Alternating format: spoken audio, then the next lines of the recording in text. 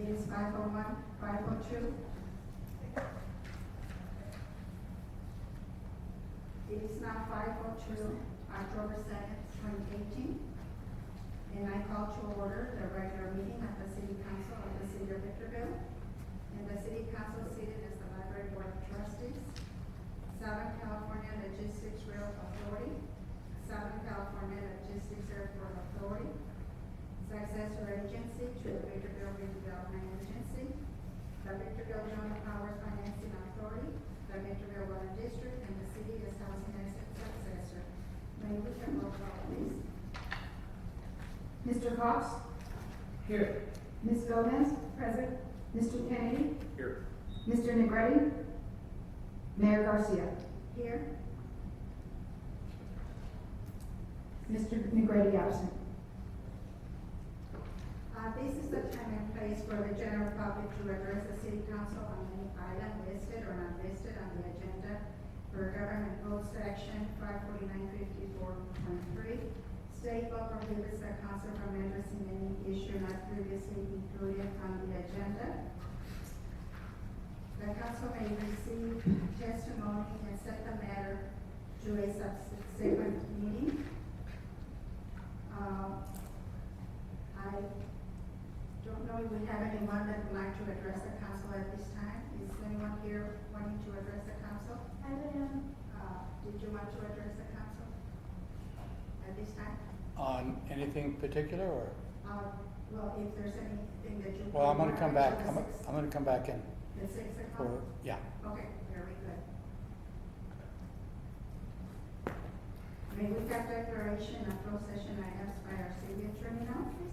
Thank you, Garcia. We have two items this evening. They are related. They are anticipated litigation pursuant to Government Code 54956.9D2. Pursuant to Government Code 54956.9E1, the facts and circumstances are not necessarily known to the potential plaintiff in this matter. Item A is on behalf of the City Council. Item B is on behalf of the successor agency of the Victorville Redevelopment Agency.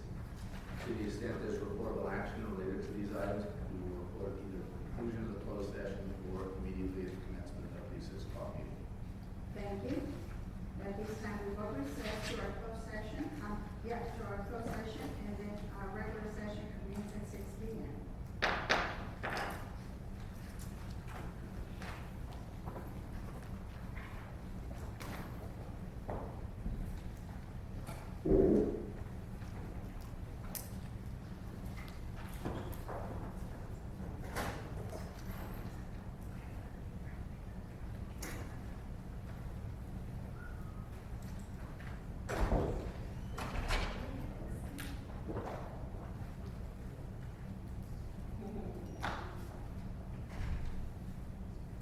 Shirley, is Negretti coming? I don't know why. Oh. I'm hoping maybe, sometimes it's like in traffic. Yeah. Maybe that's it.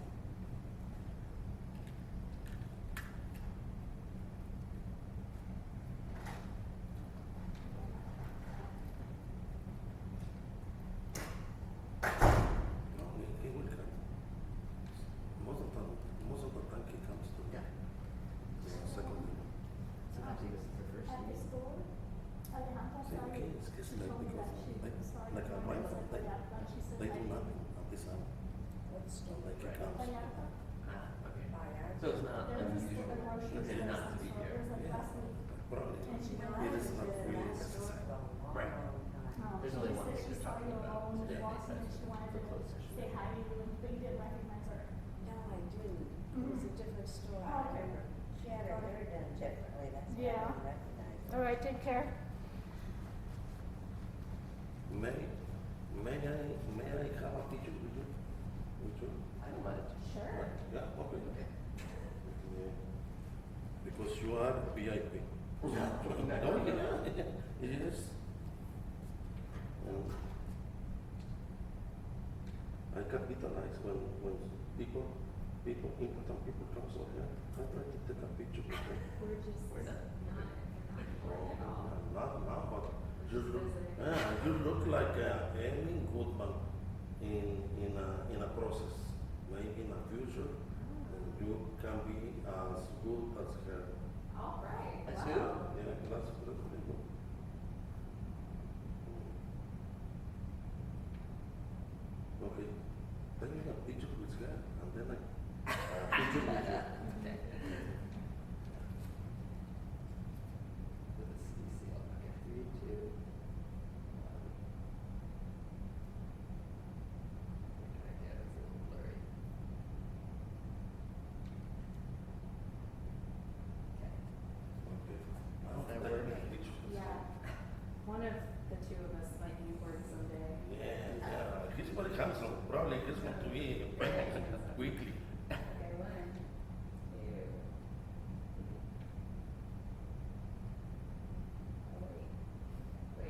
switched to video. So Oh, no.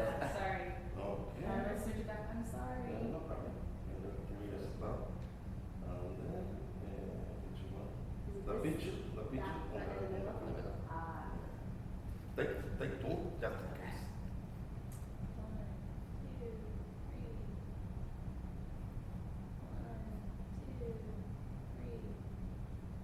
One more. Okay. Oh, wait, actually, no. Okay. Okay. Like that guy, just came. This money was secretary of the state of California.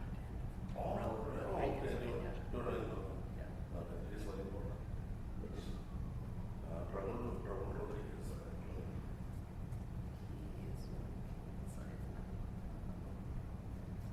He is He's after macarons. He wants to record. He wants to record. Probably 90% of the things he does, I like. I agree with him. In some things, he runs a lot, and then he goes out on the night. Then I don't agree with him. But that doesn't mean we are not going to be friends, because Oh, you democracy is opposite, Sure. opposite opinions, and we're going to be friends. A healthy democracy is, that's for sure. Yeah. That's great. Yes, but our democracy is already too sick. But it is a lot better than in the rest of the world. This is Oh, a yeah. lot you have no idea. That's good. If you were born Americans, you have no idea how good you are, unless you go and live in Latin America or Africa. Where were you born? Mexico, Mazatlan. How was the government there? Sorry. What? Did you pay attention to government at the time, or were you too young? No, I know. At the time when I was living in Latin, I was anti-American, 100%. I never wanted to come to the United States. No, and that idea was not American. And all my classmates, nobody wanted to come to the United States because we understand what the United States do to all Latin American countries.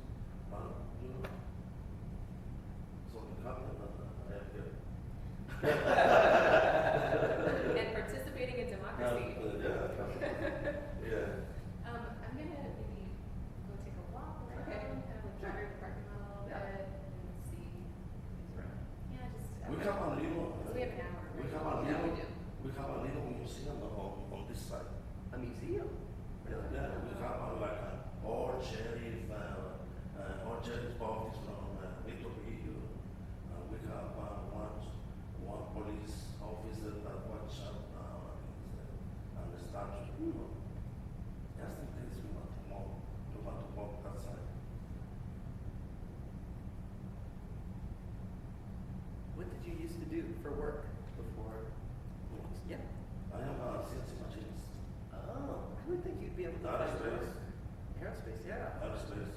That's high skilled work. Yeah. So I'm sorry you haven't been able to find work lately. Well, there's a lot of work. Yeah. But I got tired. Oh, you were tired. I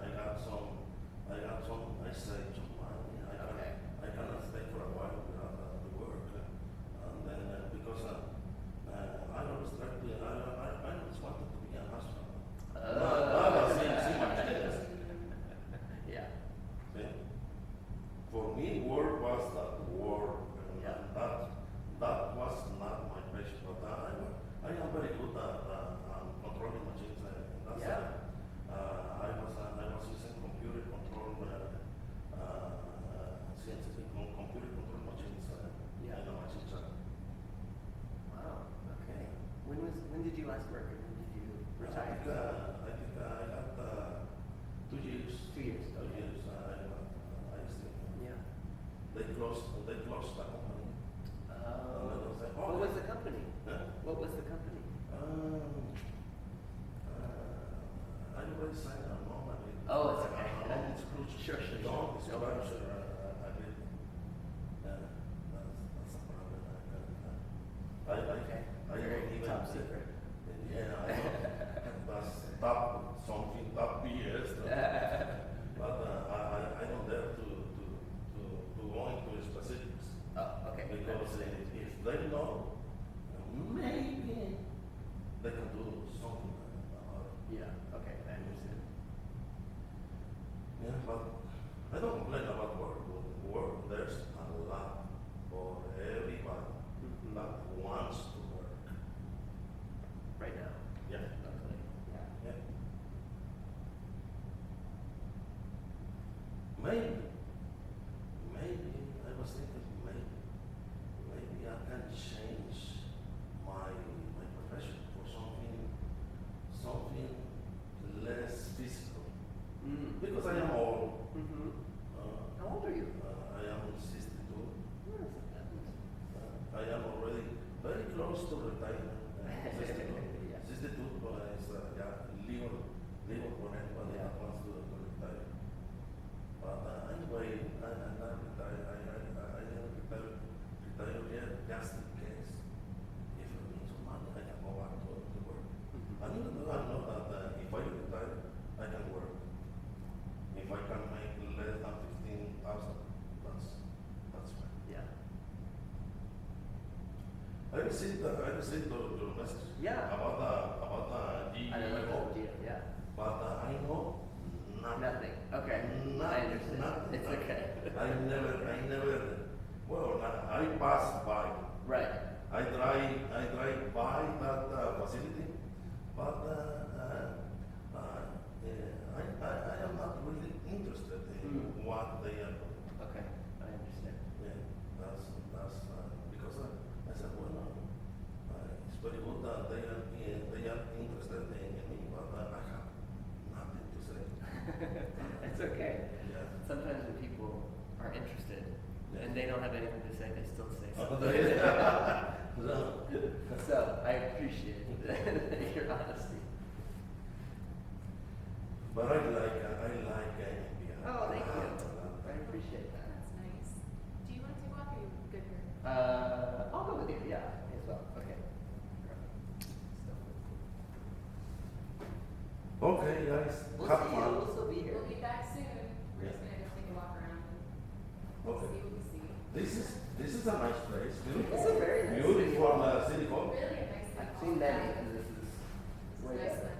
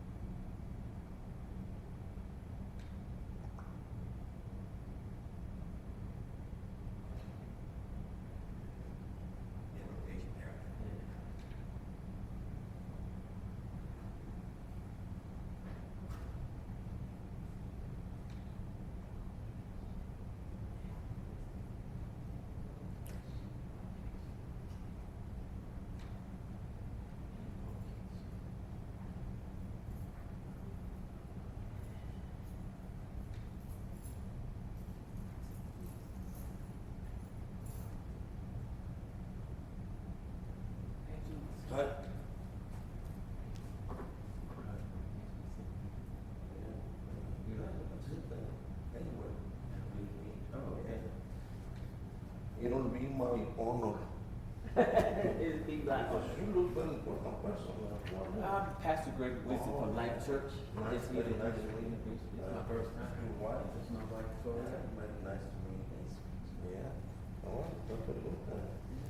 We are going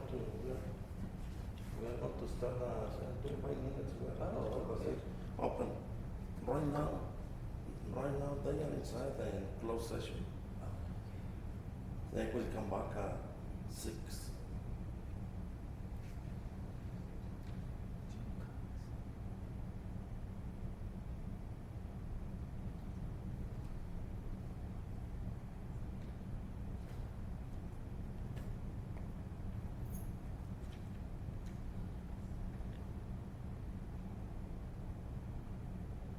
I wonder if I can have a picture with you. Yeah. Sure. Okay. Because you are an important person. I want to have a picture with a very important person. You and your wife. You and yeah. Yeah. Let's prepare this one. And then Okay, there you go. I try to breathe.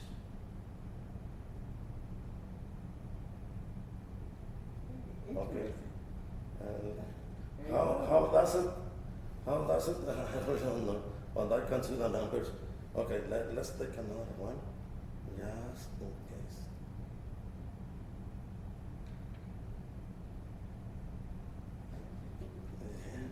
A countdown. Yeah, so you can be prepared. So in what church you are working? Life Church. Representing Pastor Paul. Okay. Big What is it? church. What is it? What's the address of that church? 12199 Industrial Avenue, right off of Industrial Air Valley, next to Speed Car Wash, Yeah. the yellow building. Very good. And you can get Yeah, I am a Victorville resident. So I come to the meetings here, and sometimes, if it's possible, I go to the neighbor cities like Hesperia, Apovalde, and Adelante.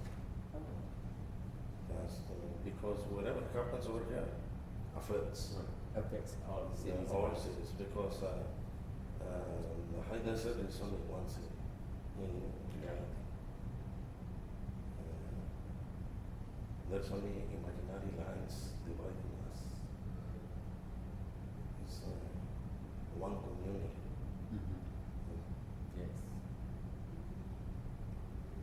It's very important to know what is, being active in your communities. Yeah. This is my first time. This is your first time here in Victorville. No, I've been living here, resident since 1997. Okay. But this is my first time coming. Coming to the city hall. Yeah, to the city. Please to speak. Oh, yeah.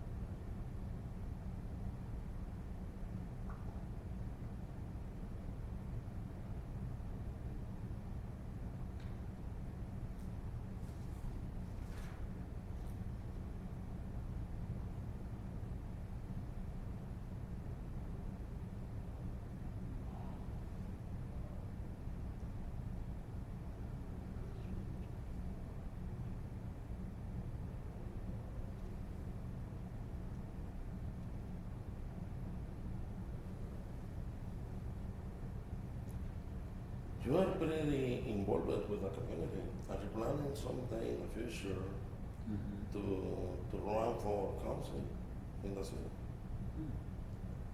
Yesterday I was at the Lanton de Cama Forum with the candidates for mayor. There's a couple of pastors Yes. that are running. Mr. Hines. Oh, yeah, I can say. Harold Hines. Harold Hines. He used to be in our church. Yeah, and Gabriel Reyes, he's a pastor from church too. Right. Yeah, Pastor Harold Hines, we contacted him, said he was, I know. contacted us saying he was running for council. And that person, Hines, looks, is a very intelligent Very. person.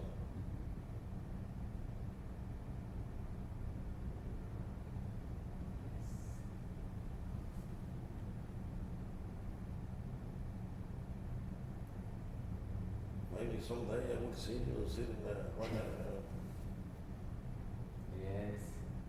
We need good people Thank you. And for, that's true. for our council. Honest, good, trustworthy. Yeah. Really got a heart for the community. I pray every day. Compassionate people that they want to help our community. That's what we need. That's what when Pastor Harold Hines went to Anaheim, so we went with him to help him start his church, help him start his mission. Yes. I met Harold about 7 years ago in high school. I met him in high school.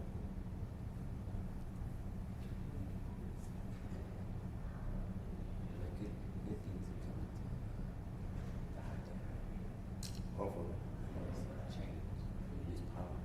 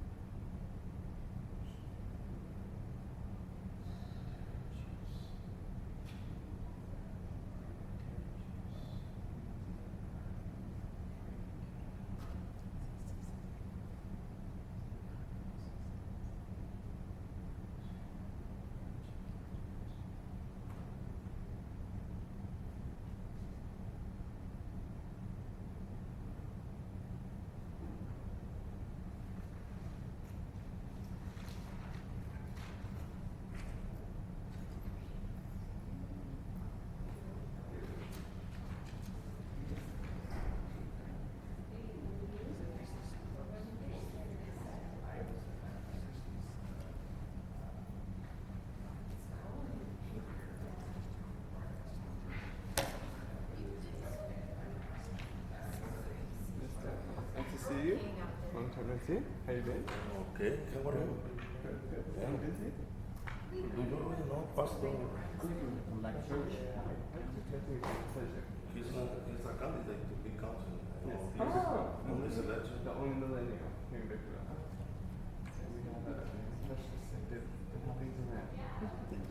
Any young people. This is serious. This is your wife. Toria. Tori, it's a pleasure to meet you. Is yours okay with you tonight? Awesome. Okay. Okay.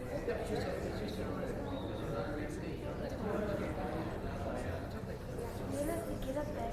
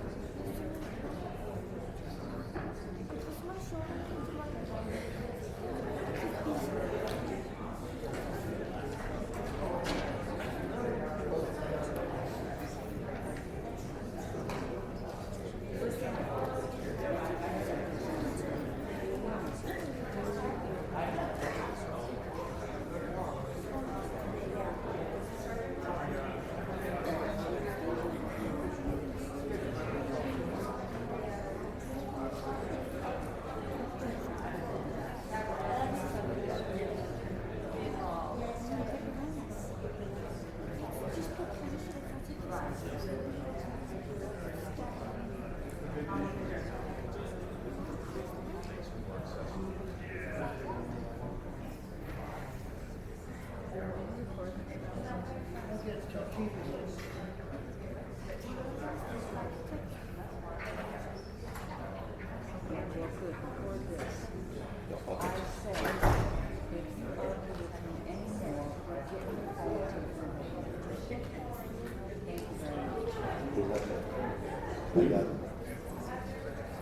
is now 6 o'clock. We do not have a quorum, so I have to wait for council members to take their seats.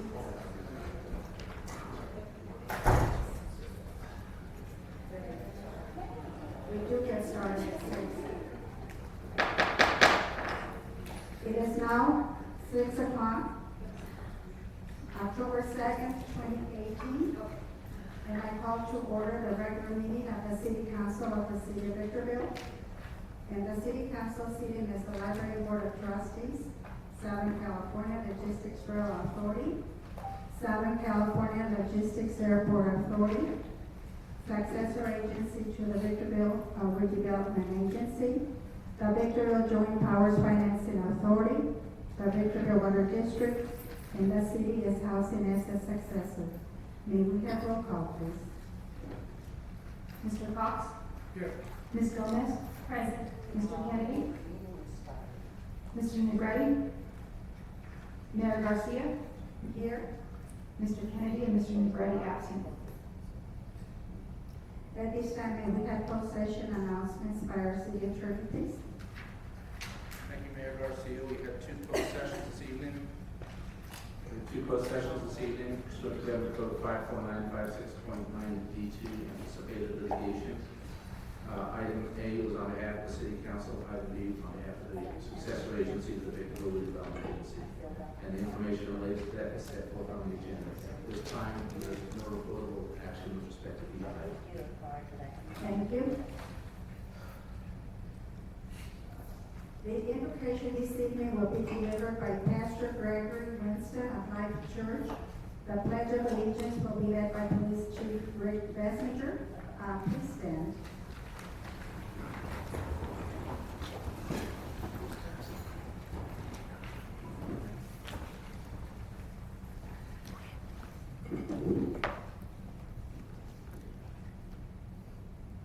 Our Heavenly Father, it's in the name of Jesus Christ we come.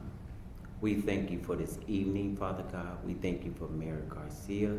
We thank you for the chamber members, Father God. We ask you for your wisdom and your knowledge and understanding to be in this meeting, Father God.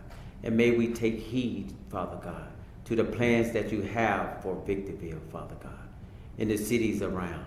May your will be done, Father God. May they work together, pray together, Father God. May you give them wisdom, Father God, to answer questions. But it's you, Father God, that you give us power and wisdom to do your will here in Victorville.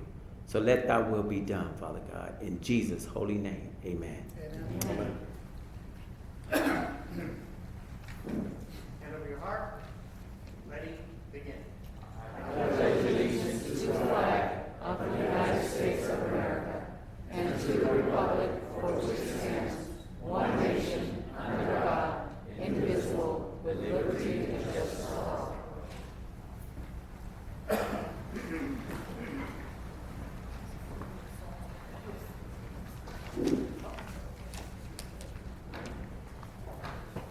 This evening, we do have special presentations. We have the swearing in of the Battalion Chiefs David Hernandez, Moses Neal, and Ron Myers, and Training Captain DeJoan Washington by Fire Chief Greg Benson. And after that, I will present a proclamation to Inger Robertson with the Better Way Domestic Violence. So the swearing in will come first.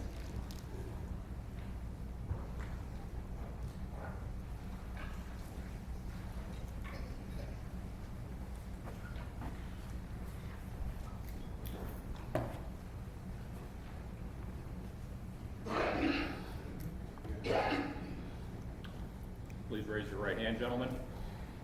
I solemnly swear that I will support and defend the Constitution of the United States and the Constitution of the State of California against all enemies, foreign and domestic. That I will bear true faith and allegiance to the Constitution of the United States and the Constitution of the State of California, that I take this obligation freely, without any mental reservation or purpose of evasion, and that I will well and faithfully discharge the duties which I am about to enter. I do. Congratulations.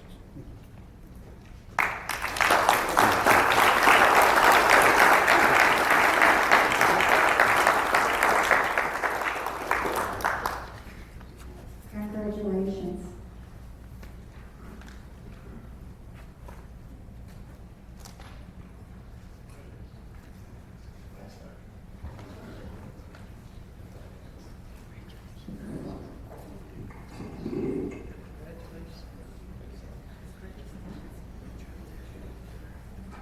Chief, good job.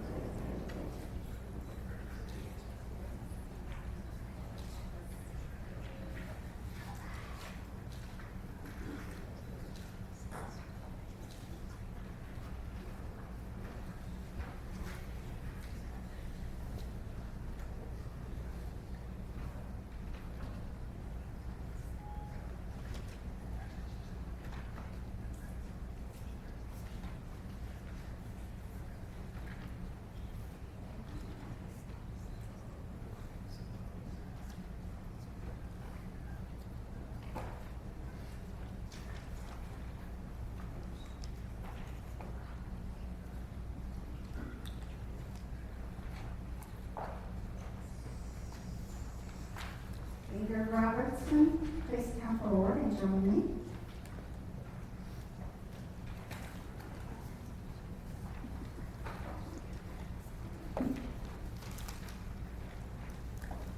On behalf of the Victorville City Council, I am honored to present you with this proclamation. This proclamation,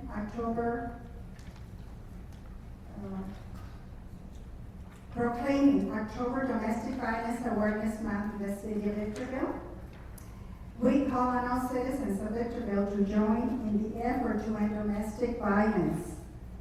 I would also like to recognize A Better Way Domestic Violence Shelter and Outreach for 30 years of compassionate, dedicated assistance to victims of domestic violence in the high desert. Thank you for your service to our community, and congratulations.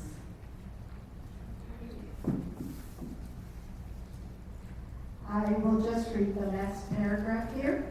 Now that,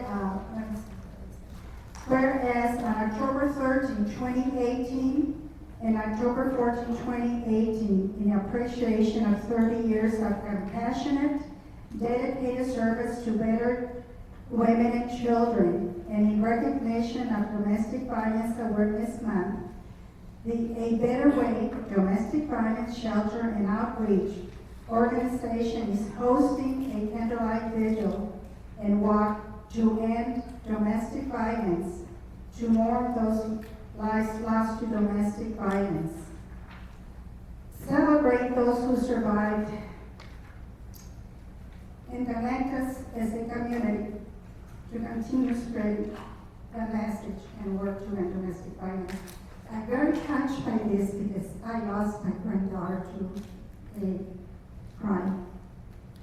Now, therefore, I, Gloria Garcia, Mayor of the City of Victorville, do hereby join the other members of the Victorville City Council in recognizing Domestic Violence Awareness Month and applauding the 30 years of service of A Better Way Domestic Violence Shelter and Outreach, and urging our citizens to make a difference to one child, one woman, or one family who suffers from the pain of domestic violence.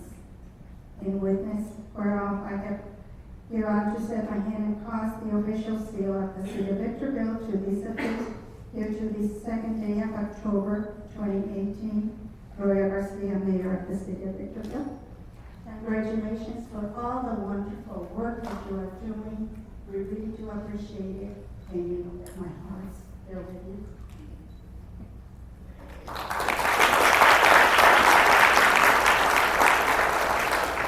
Thank you, Mayor and Council. For the 30 years, we've helped over 31,000 local residents. Just this last year, 208 used our So welcome for all the work that you do and the lives that you save. Thank you.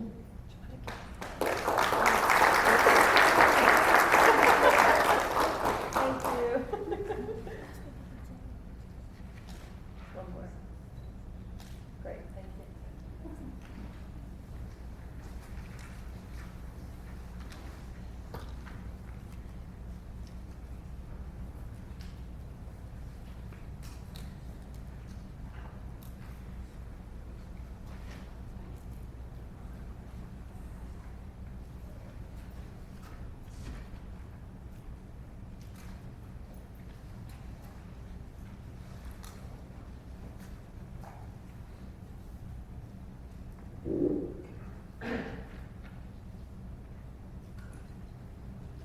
At this time, I will have our city clerk present the agenda to council and any revisions to the agenda. The City Council of the City of Victorville welcomes the public's participation in tonight's meeting. Persons who wish to address the council on a specific item or any item that does not appear on the agenda are requested to complete one of the white speaker cards located in the council chambers lobby and give it to the city clerk prior to the meeting. The mayor will call upon each individual who has submitted a speaker card. Pursuant to Government Code Section 54954.3, state law prohibits the council from addressing any issue not previously included on the agenda. The council may receive testimony and set the matter to a subsequent meeting. Comments made during the public hearings, written communications, or public comment sections of the agenda are to be limited to 3 minutes per speaker or less, as deemed necessary by the mayor. Communications are to be addressed directly to the city council. Individual comments to staff or members of the audience are not permitted. Any persons or groups who interfere with the conduct of the city council meeting by willfully interrupting and/or disrupting the meeting is subject to removal. A peace officer may be requested to assist with removal should any person or group fail to comply with an order of removal by the council. Any person or group who resists removal by a peace officer is subject to arrest and prosecution pursuant to California Government Code Section 54957.9 Penal Code Section 403. Thank you for your cooperation. All documents to be considered for approval at this meeting are before the council. Thank you, Mayor President. Thank you.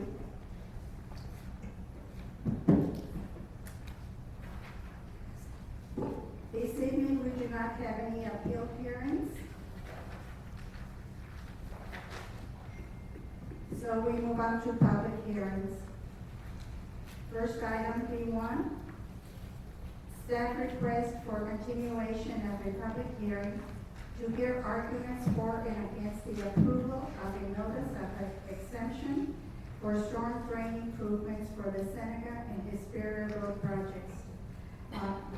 Madam Clerk, please read the recommendation. That the city council open the public hearing, take any testimony, and continue the public hearing to the October 16, 2018 regular city council meeting. Thank you. Do council members have any questions of staff at this time? Yes, so I've made up these questions so that you can follow along what I've done. Some of you already have them, and if you want a copy, you can just pick one up. It's right here. Free to follow.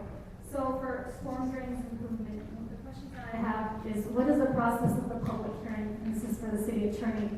Who are the staff members who decided to continue this item to October 16th? And what are the pressing issues for the continuance? And when did staff become aware of the desire to continue this item? What storm drains are in the plans for this item to be improved? What are the costs? What other storm drains are in the CIP as proposed in the project areas for the budget year 1918-19 to improve?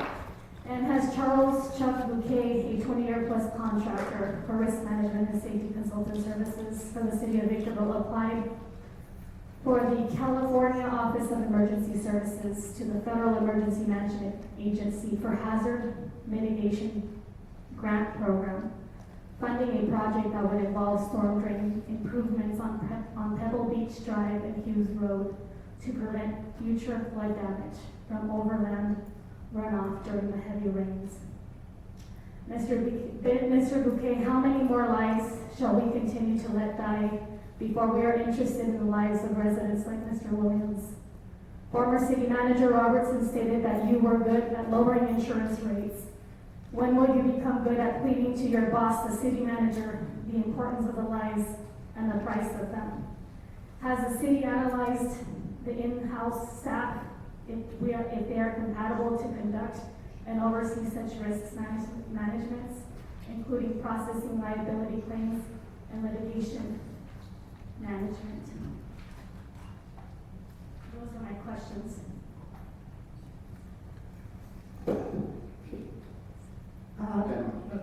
Madam Mayor, members of the council, those questions are questions that appear to just have been circulated. There were quite a few, and I'm not exactly sure that, as I understood them, they completely connected to the subject matter before the council. But notwithstanding that, certainly staff will take the opportunity to review all the questions, most of which we're not prepared to respond to at this time, but certainly can prepare a response.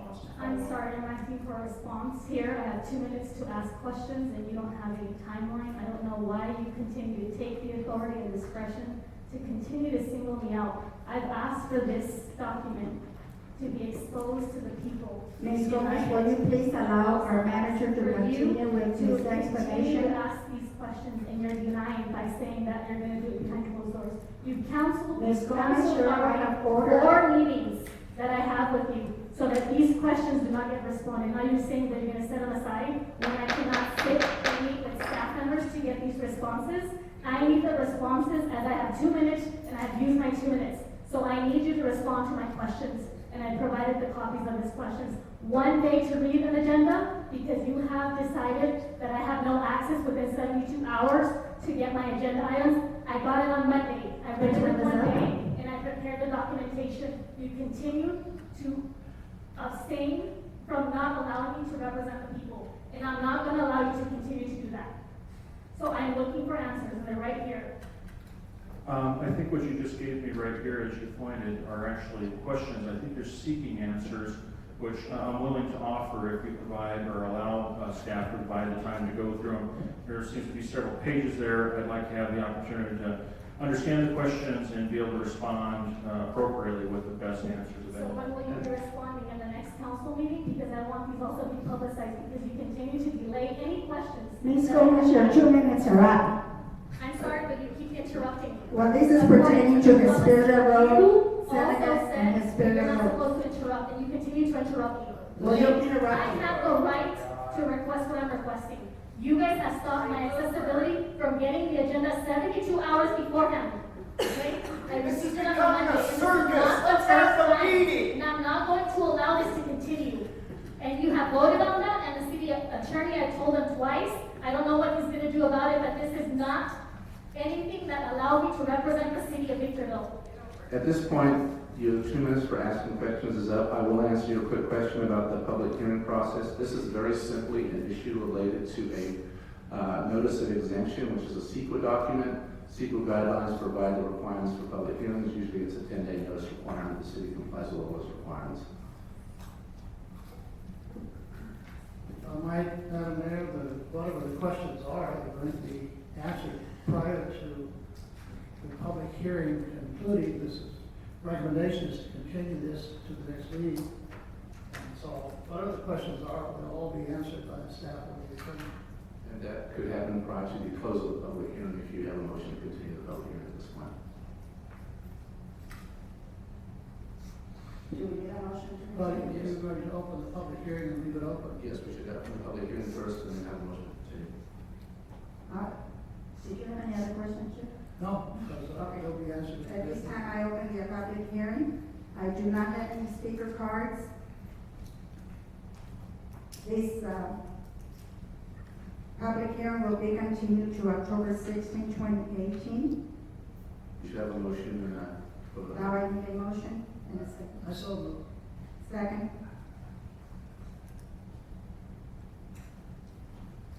Motion by Mr. Cox, seconded by Mayor Garcia. All those in favor? Aye. All those opposed? Aye. Motion carries with Mr. Kennedy, Mr. Negretti being absent, and Ms. Gomez voting no. This item will be continued to October 16, 2018. As a point of order, do we need the majority to be here to be able to continue every single item that is here? That's a legal question for the city attorney. The voting requirement changes depending on the matter before you. This is being continued pursuant to a 2-1 vote.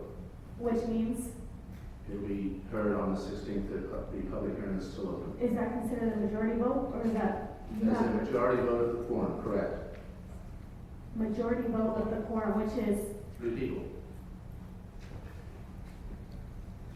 I will continue item B2, a public hearing to hear arguments for and against the approval of a notice of exemption and award of a contract to Elecnor Belco Electric Inc. in the amount of $155,494 for the Phantom West Street Lighting Project.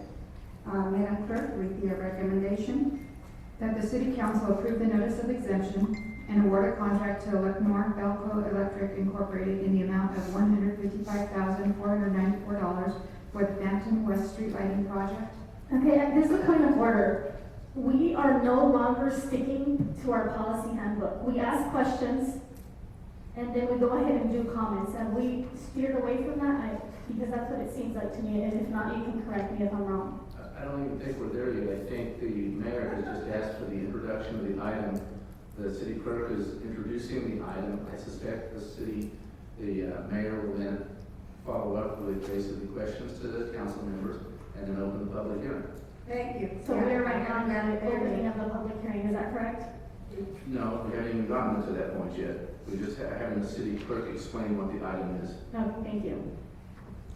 I will now ask council members if they have any questions of staff. I'm following the order. Okay, so I'm gonna ask the same question because I know it wasn't understood. What item are we on? B2. Okay, exactly, okay. So I'm going to re-ask the question again for the sake of understanding. If we are not continuing to follow policy, we ask questions, we open, we close, and then we ask comments. We did not do that for item B1. We went ahead, skipped over the comments, and now we're on item B2. And so what I'm expecting is for us to continue to follow that policy. And if it's not, then how is it that we're gonna have any kind of order? Will you please listen? I was in order. You're the one that didn't even know what item we were I'm on. sorry, but On item B1, the hearing has been continued. You will have ample opportunity to ask all of your comments and questions at the continued public hearing when it's open. Since the public hearing hasn't even been closed yet, it would be appropriate to start having council member comments because we haven't heard the comments from the public. okay, so that's what we adopted in our policy, because now we just switched the game up. We're calling it public hearing, and we're saying in public hearing, we're not allowed to have any comments. That's what you did, I'm sorry. No, that's not what I said. I said at the close of the public hearing. I'm sorry, can you please be quiet? As a point of order, I'm asking the city attorney right now to clarify. At the close of the public hearing, council members will be asked for their comments. The public hearing will be continued to the 16th. At the end of the public hearing on the 16th, you can ask your comments. So in other words, comments are not allowed to be asked under the public hearing, is that correct? That's what I heard you say. Members of the public can have comments. Okay, but not- You are talking about council member comments. The time for that is after the close of the public hearing. Okay, so in other words, I was supposed to be able to ask for public comments and it wasn't rendered. No, that's not what I said. What's wrong with your plan? No, I'm asking for clarification. I just clarified it. Taking drugs Could before you the please meeting. stop? You need order here, okay? Stop. You're Stop, out of order. okay? If You're you out of don't stop, order. we're gonna recess right now. We are out of order right now and you're not helping this conversation. I have the right to speak. So if you don't be quiet, you're gonna be asked to step out and not be a part of it for 15 minutes. So please stop. I'm sorry, I'm not able to understand what's happening with a lot of the people outside with their buckets. So if you would please clarify. You follow the city's policy manual, which has been adopted. Basically, you've had the opening of the public hearing. You've had, prior to that, questions of council members, which you engaged in. After the public hearing is open, the public hearing is now continued to a date in the future. Once the public hearing is closed, then it will be appropriate to make council member comments, because otherwise, you don't know what the public is going to say.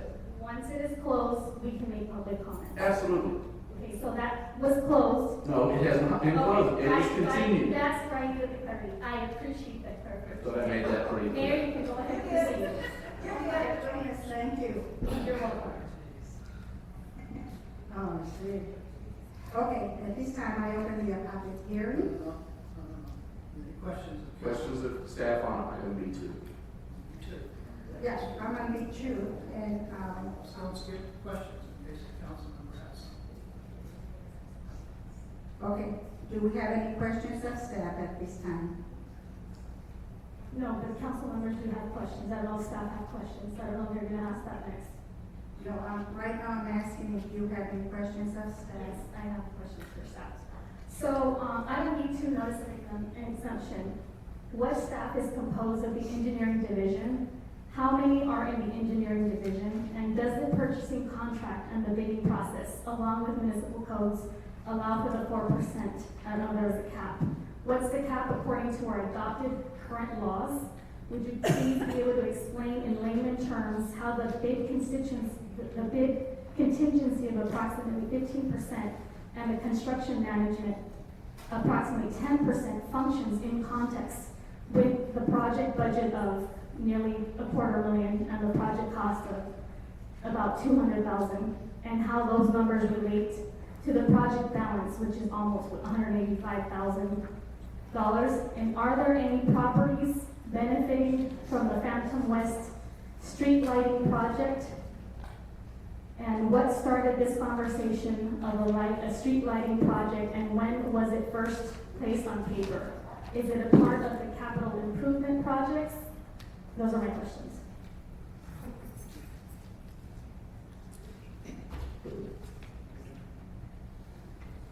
Madam Mayor, members of the council, I'll do my best. There's quite a few questions there. I know, first of the questions I think involve the engineering department, who it comprised, or who it is comprised of. Can't tell you the exact number of staff members that comprise the engineering department, but I'd estimate 25 to 30, and Brian can correct me, who I think is important to recognize in this case. Brian Dangler is our city engineer. He's the leadership of the engineering department, and he is responsible for the capital improvement program, which one of your questions was this included, and in fact it was included. So that's part of where this conversation started, but the conversation started probably several years ago, probably 2 to 3 years ago, when we had previously undertaken a lighting project at the airport. You may remember that at the airport, I believe it was George Boulevard, particularly where SoCal Edison had actually abandoned providing service to certain streetlights, and that's what we're talking about here, is streetlights. And the Victorville utility chose to undertake energizing those utility poles with its service. It's been recognized altogether that at the airport there are needs for street lighting improvements to create more lighting in the nighttime hours. And in fact, that is what this item is in response to. As to the question speaking to if there's any property owners benefiting, these are properties all within the city's public right-of-way, so effectively it's enhancing the city's public right-of-way system. You'd ask questions about the contingencies built in, and effectively contingencies built into awards of contract are very customary, and these items, particularly the 15% and the 10%, 10% being for construction management, those are fairly customary, and those are in place really to provide for an appropriation of funds to address any unforeseens in the construction field. So for example, if there were conditions that were unknown and discovered during the construction process and additional work is necessary, typically those contingency funds are available to help satisfy the need to keep work moving and contractors getting paid. Speaking of 4%, I think the 4% that you're talking about is spoken to on page 16 of the agenda, and I think that 4% really is just measuring the difference between the low bid over the engineer's estimate, which is something customarily the city engineer attempts to do to kind of show where the bids actually came in relative to our original estimating. Brian, I think I got them, but I didn't. I believe you covered it. Okay. Thank you. Do you know how many people are in the engineering department? I don't really want to list all the employees right now, but we could certainly give you a list of the employees if you I want would that. appreciate that. And the last question here that I don't believe you covered, Mr. Messler, was this a part of the CIP project? When? Yes, it is programmed in this year's CIP. Thank you, I appreciate it.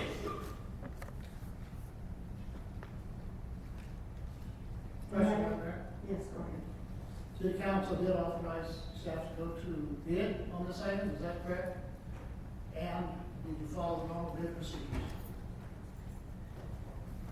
The project was in the approved CIP budget. That was part of the overall budget approval. And yes, we did follow the bid procedures according to the municipal code. Thank you. We really did. At this time, I open the public hearing. I do not have any speaker cards, therefore I close the public hearing. Then we have a motion. I move approval of the staff recommendation. Second. Motion by Mr. Cox, seconded by Mayor Garcia. Any further questions or comments? So I have made my request by email and at public meetings, asking the city manager and staff to add me to the notification list to get the emails when the bidding envelopes are opened. I would like to remind the city manager that I'm still interested, and this is a formal public request.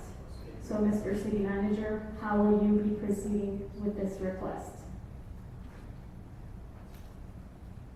I believe we'll handle it the same way we have, which I think we've been sharing it via email. I've been advised that we've sent notices to you via email. They've gone unresponded to, but we'll continue to do that. And if there's an alternative form of communication that you'd like for us to pursue with you on this matter, certainly we're prepared to do so.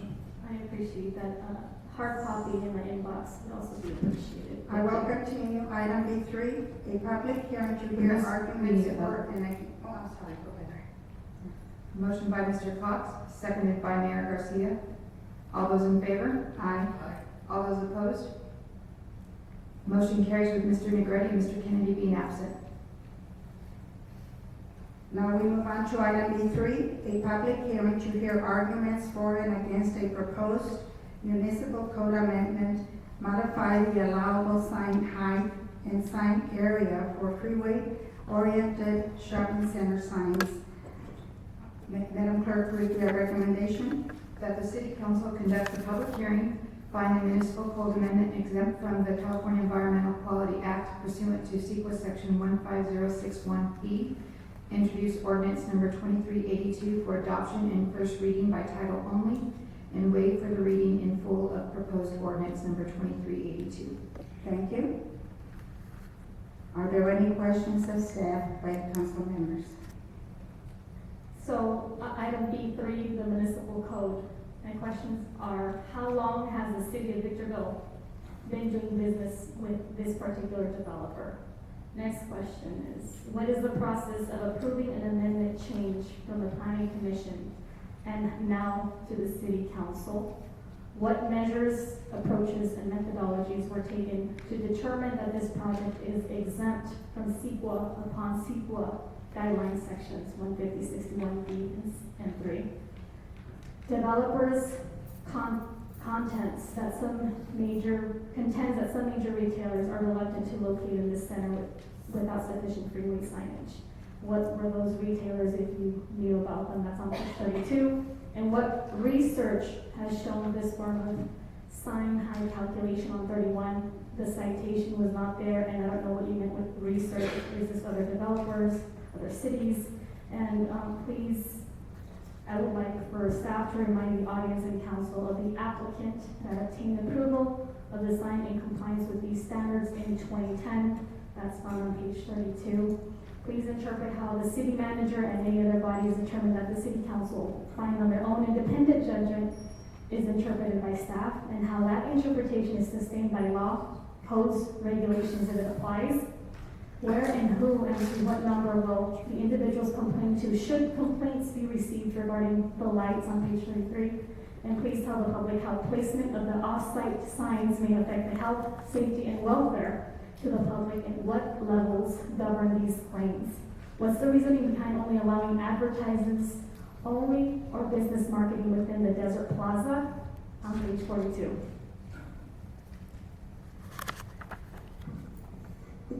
Good evening, Mayor, fellow council members.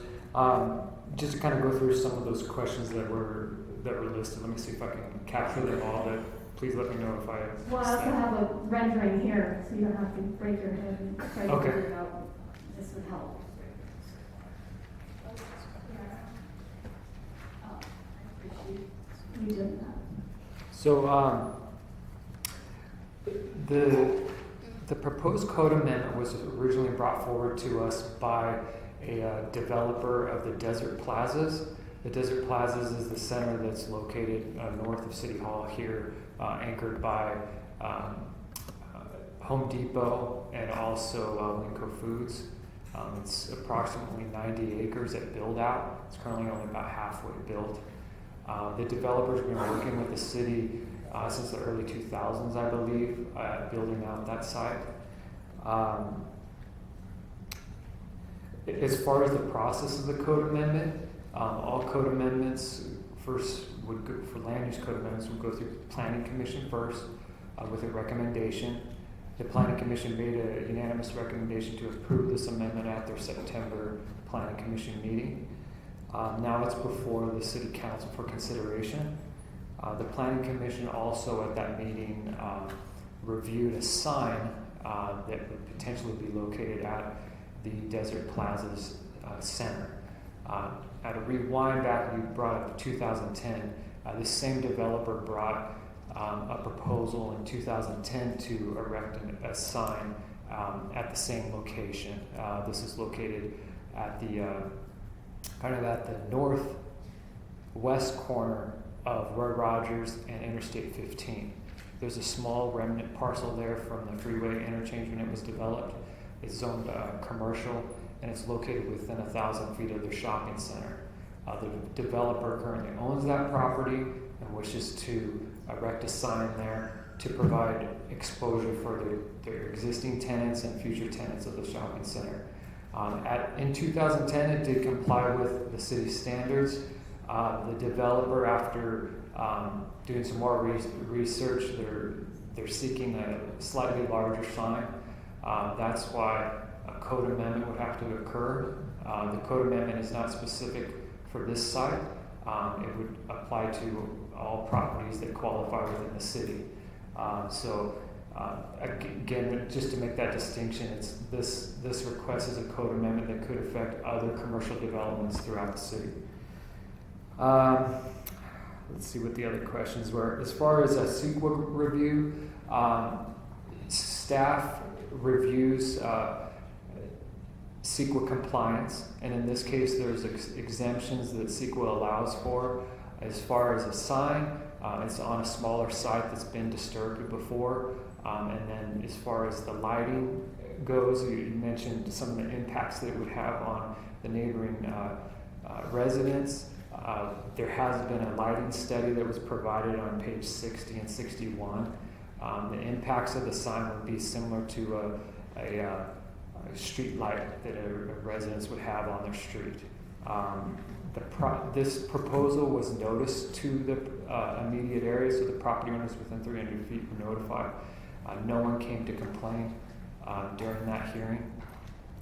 We actually had someone from the neighborhood in support of the sign. Let's see here.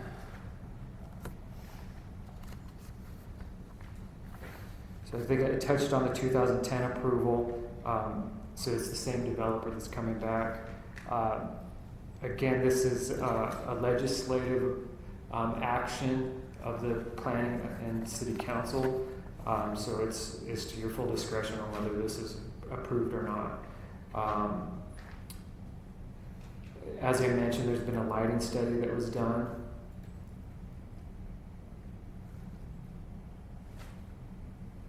And then as far as the advertisement, throughout the city, there's considered on-site signs and off-site signs.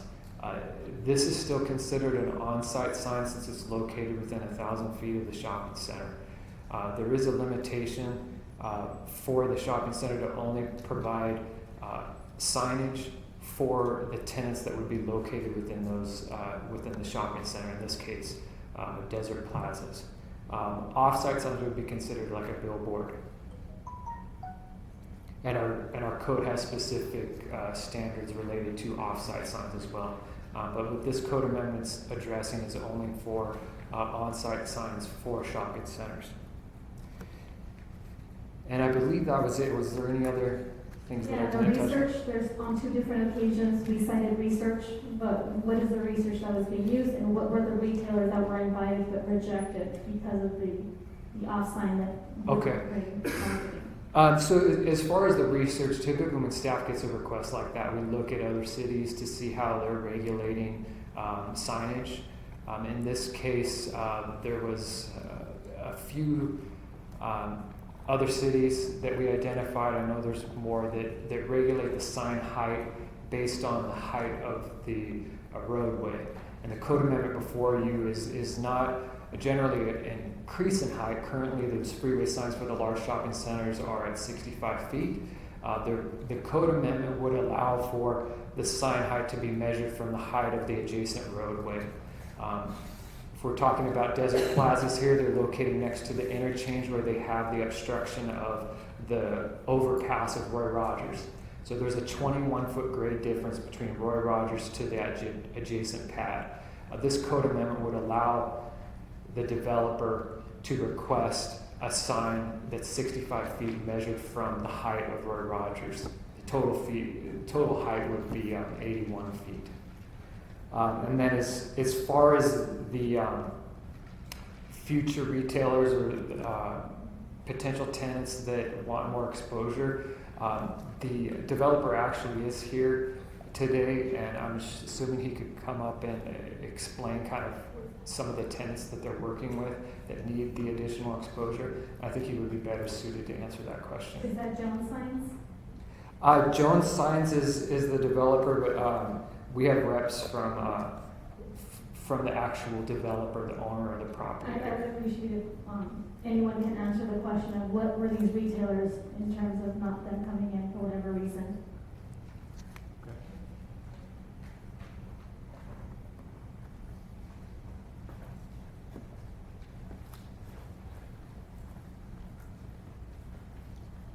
I'm Greg Clayton.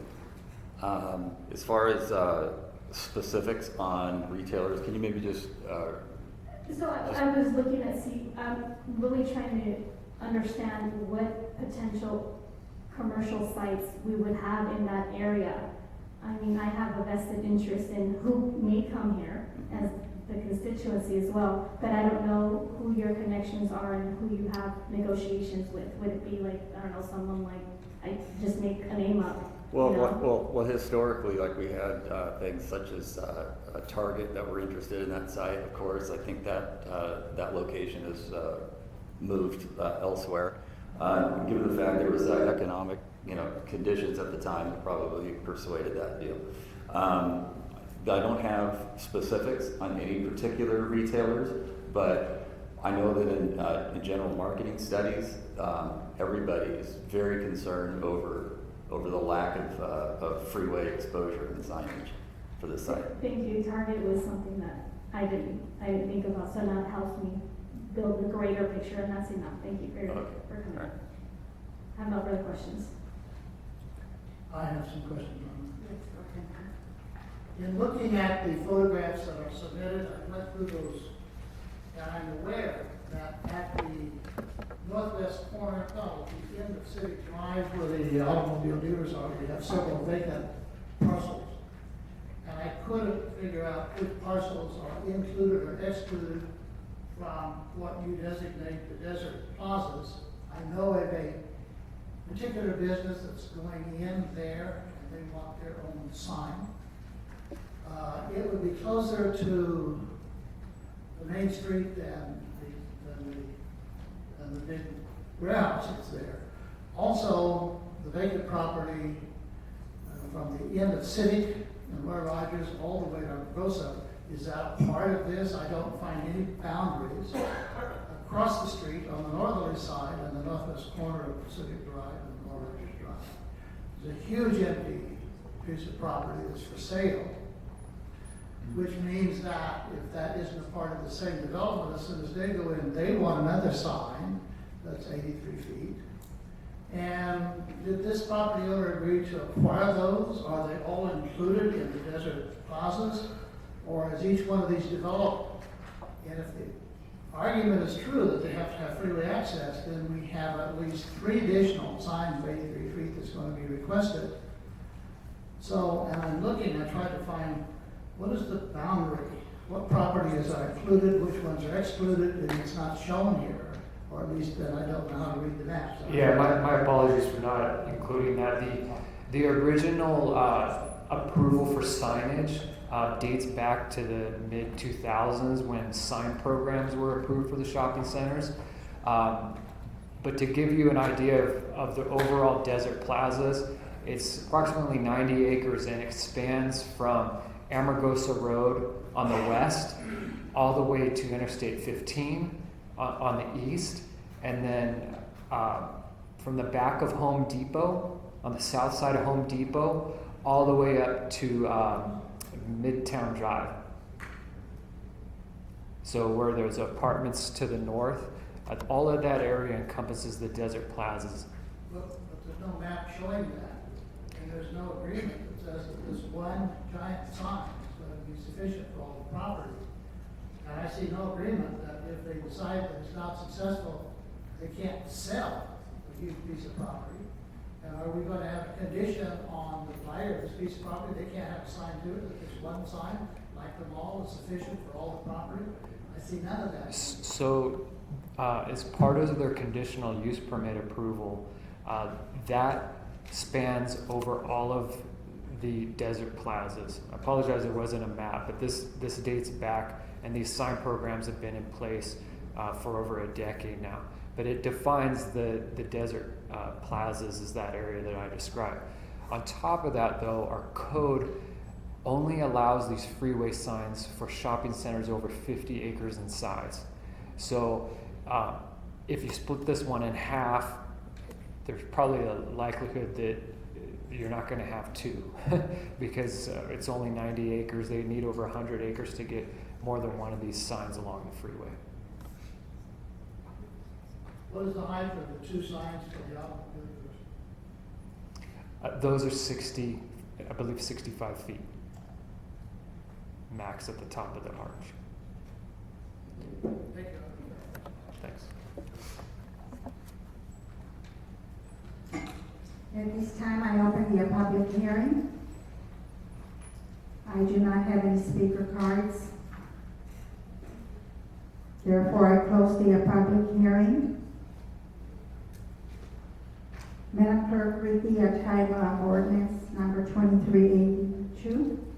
An ordinance of the City Council of the City of Victorville amending Title 16 of the Victorville Municipal Code to modify the allowable sign height and sign area for freeway shopping center signs with an environmental exemption. Thank you. At this time, we do need a motion and a second. I move the item.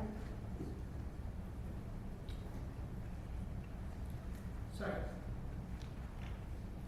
Motion by Ms. Gomez, seconded by Mr. Cox. Any further questions or comments? All those in favor? Hold on, let me make sure that I didn't have a comment in regards to that item.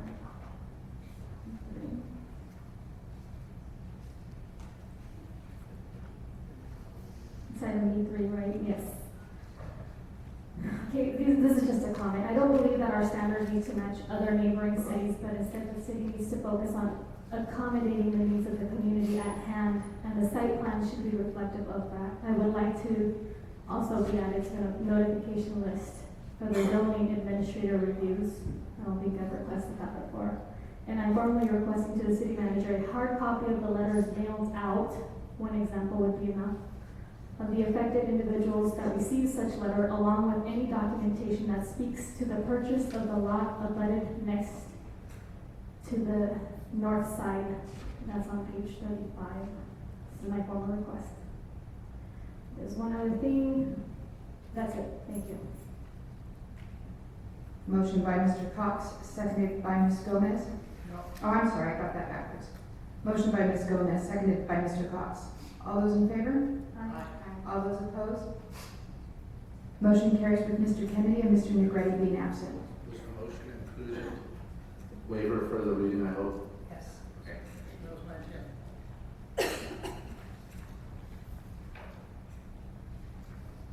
Thank you, Antonia. Consent calendar. Consent calendar items C1 through C4 may be approved with one motion unless there is an item that needs to be approved for discussion. I have comments and questions on all four.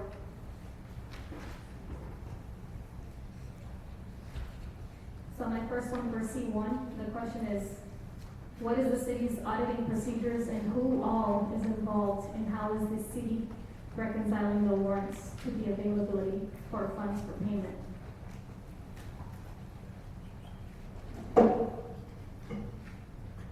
Madam Mayor, City Council, so to answer that first question, there is a process we go through, one with our accounting staff, as well as through our payroll personnel, to ensure that what's is being paid out is compliant with the rules and regulations that we have associated with paying our folks, and then there's a final check by our finance manager on the accounting side that they're balancing the cash account, so that when those transfers are made, with appropriate cash. Thank you. For item C2, and this is also for C1, is I'm requesting a total of the yearly summary of the incrementalism of the payroll demands for the last 3 budget years, 2015-16, 2016-17, 2017-18, to become more aware of the percentages. So what I'm looking here for is I want to see in the last 3 years, what is going on? Are we paying out more? Or has it lessened, or has it stayed the same? So it's looking complicated. I'm just looking at a total for these 3 years, so I can look at a percentage if our payroll has increased, how much, if it has. And that's the same for item C2, which are the commercial demand schedules. So, easy enough on C1, but your question regarding C2, so you're asking for the total warrants, have they? So I'm looking right Because here. these are all of the bills for the entire city, so you just want the aggregate amount of bills that we paid for the 3 years. So if you look at, for item C2 pay warrants, I'm gonna write down on my notes, but there's, I think, was it $500,000 for 2 weeks or something like that, or was it? Okay, so I'm just looking at something very generic to look at a pattern. So you want to aggregate the total year? Yeah, it's nothing very, in my opinion, complicated of what I'm seeking. And so city manager, how will you be proceeding with this request?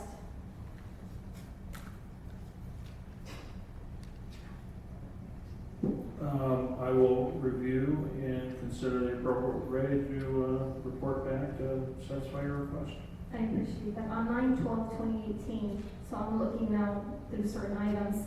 There's the bathroom rentals we acquired with the general funds and community services. What caught my eye with this was a double cost. So you look at one bathroom that's $99, the other one is $200 nearly.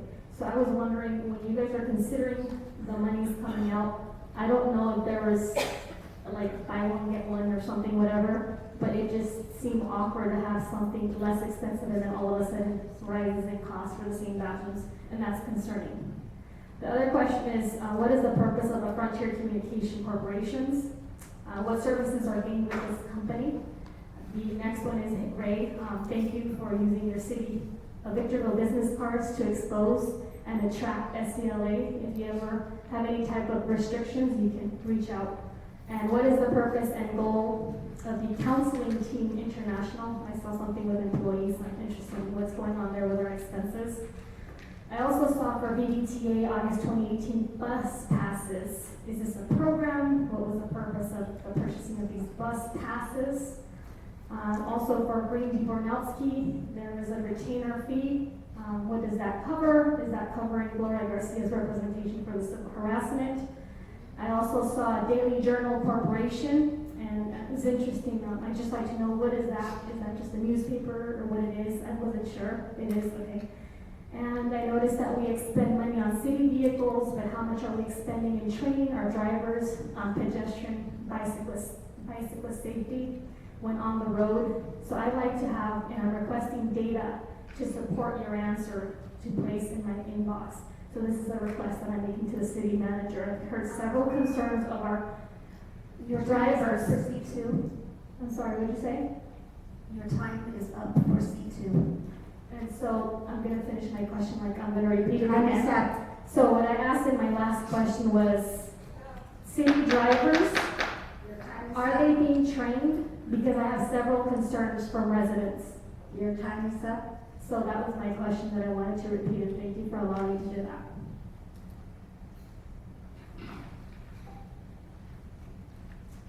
Item C3, what is the purpose of the writ? And briefly, what is the summary judgment? That's a question for the city attorney. Because I've been denied in person and by email the interactions with all staff in the city of Victorville, with the exception of the city manager and the city attorney, I am publicly requesting to the city manager and on the record that I need information about the Green Tree Boulevard Extension project. I am available October 16th at noon, October 17th at noon, or October 18th at 10 o'clock. Please reach out to me by phone to let me know when you can accommodate my schedule to inquire about this project. Municipal code allows council members to inquire to department and staff, which has been frustrating to no avail to not be able to get any of this information. And for the attorney, I'd like to see the legal opinion of what supersedes discretion, case law, municipal codes, because it comes to the point where everything is just being jumbled. And I want to be able to have a backing of what supersedes what, municipal code or city manager discretion. Those are my questions for that item. Item C4, I have a comment and a request. This is about conflict of interest codes for the city of Victorville and so forth. Please provide me with hard copies of the requirements, the review procedures, and the city clerk's engagement, along with other pertinent information that was used to conduct this review, along with conflict of interest codes, no later than October 12th. And this is the city manager, this is a request that I'm making to you publicly. We had no back information onto what this was. I know it's going to come again on October 16th, but I'd like the opportunity to see what you saw in the city clerk and who engaged in that FPPC and all this.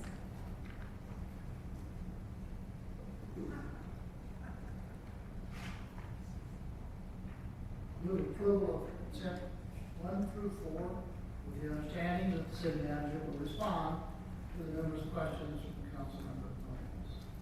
Well, I have to amend that to also say that since nobody is responding, I would like a response, a written response to all those questions, and I will forego asking you to answer them at this moment. I do have one card here for item C3. Romero Rodriguez.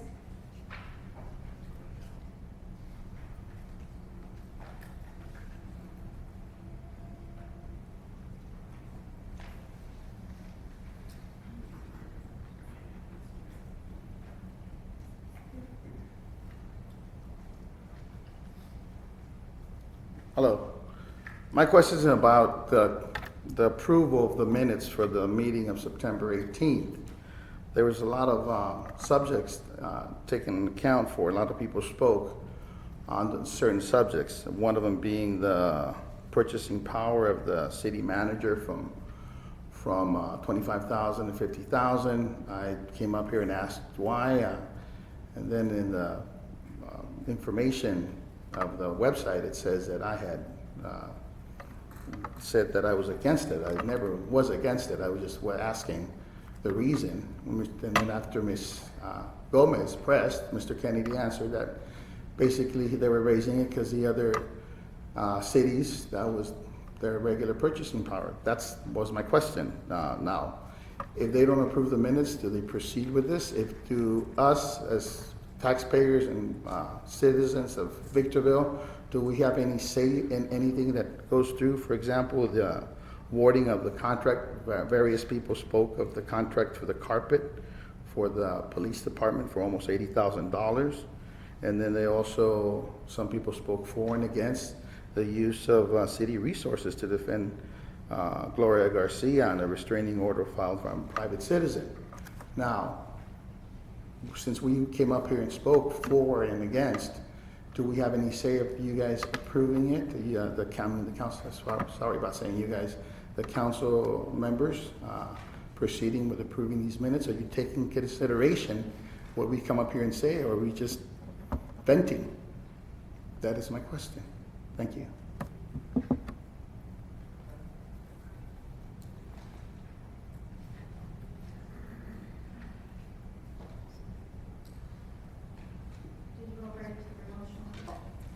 Well, if Mr. Rodriguez didn't take a position for or against, but my website says that they're for or against, it just should. No, just action items, action minutes. They don't go into detail. So it doesn't say that. No. No, there's, Well, heck, what was the issue? The issue was that there was an opposition, and I brought that to the table, but it wasn't pushed forward. So I'm going to add to the minutes for the October 2nd, that the minutes reflect the clarification for a second time that the public commenter, Mr. Romero, would like for it to reflect that he was not in opposition, that he was merely clarifying and asking a question. This is the second time that I've been doing this. Okay, so I don't understand this. Where in the minutes is this issue discussed?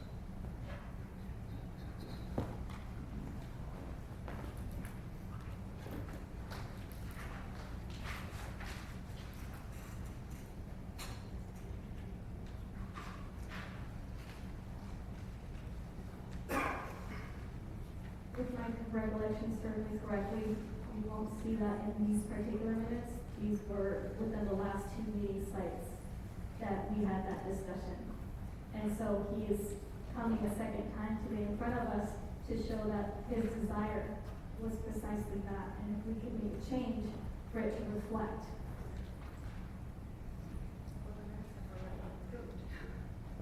Right, the minutes have already been approved, and at that moment's time, it's also on the record that you were not in opposition, that you were merely just reflecting on what was being said. So I made sure I said that as well, so thank you for coming in.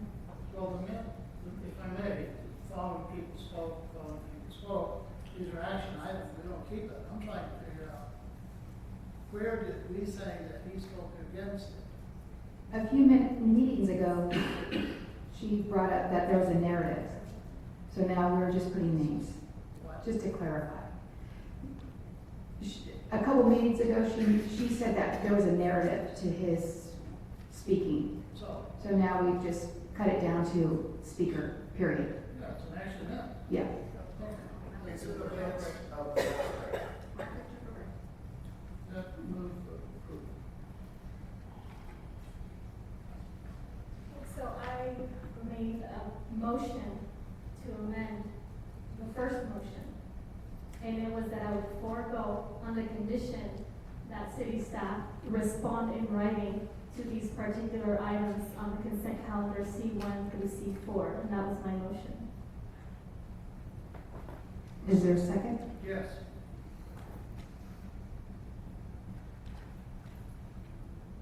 Motion by Ms. Gomez, seconded by Mr. Cox. Is there any further questions or comments? All those in favor? Aye. All those opposed? Motion carries with Mr. Kennedy and Mr. McReady being absent. Now we move on to written communications. First item, D1, award of contract and budget amendment for Doris Davis Skate Park project. Madam Clerk, please give a recommendation. That the City Council adopt resolution number 18-084, thereby amending the annual budget for fiscal year 18-19 and approving an additional appropriation of $857,273 from Fund 354, Recreation Development Impact Fees, and $35,834 from Fund 230, Local Transportation Funds, for the Doris Davies Skate Park project, including additional capital improvements at said park.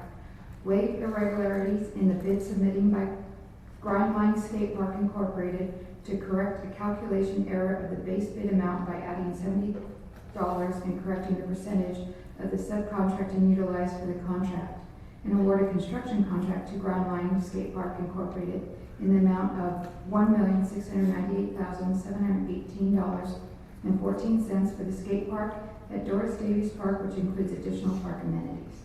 Thank you. Mayor Garcia, if I might, this afternoon I learned that apparently there has been a bid protest in connection with this item. Therefore, I would recommend that you continue this item until we can understand the merits of the bid protest. Do we have a date to continue to when, or just continue? Hopefully we can get that resolved prior to the next meeting, And that'll be October 16th, is that correct? 16? I believe it's October 16th. Yes. is next meeting, yes. I do have one card, do I? It's not a public hearing, but certainly you could entertain that one card, and then I would recommend again a motion to continue this item. Okay. I do have one card, Christine Pepper Blakely. And as a point of order, I'm going to go ahead and speak my turn after Mrs. Blakely. Go ahead and speak, since I'm going to have council members ask questions of staff. Can you hold on for just 1 second, please, and go ahead and speak. So first, I wanted a clarification of this bid process for October 16th. I'm not sure why it's being forwarded to the next meeting, but my question is, aware of the contract and the budget amendment for Davis Doris Park project as set forth in resolution 18-084. So the skate park is scheduled to break ground next week, and it's already costing the city taxpayers more money than was already appropriated. Is that correct? Is the bullet train? How does the recreation development impact fees get replenished? In other words, what is the percentage in the process where we accumulate these development impact fees? Another thing is, first, I'm told that the project ends up staying with the original service provider and are not bidded out immediately because the bidded processes or the bidded project doesn't need to be switching hands. Now I find irregularities in having them being waived. How does that render an equal process, and how is that done different from any other former projects? So I'm not understanding what's going on with this particular process. We're going to add another million or so, approximately $1 million. I get it. You know, Mr. Negretti has a project he's promised in his campaign trail. I understand that we're in a hurry. There's an election process that's coming up November, but I don't think it's fair that it needs to cost the taxpayers approximately another $1 million, because how is politicizing something like this a decision that really helps our taxpayers? It really shows our partisanship in this regard. We should go with option 1 now that we all have the information. And I'm concerned with the discrepancies, the irregularities, the errors, the calculations that this project has had since its inception. This project was to cost the taxpayers about $1.4 million. And now we're going to reappropriate another $1 million.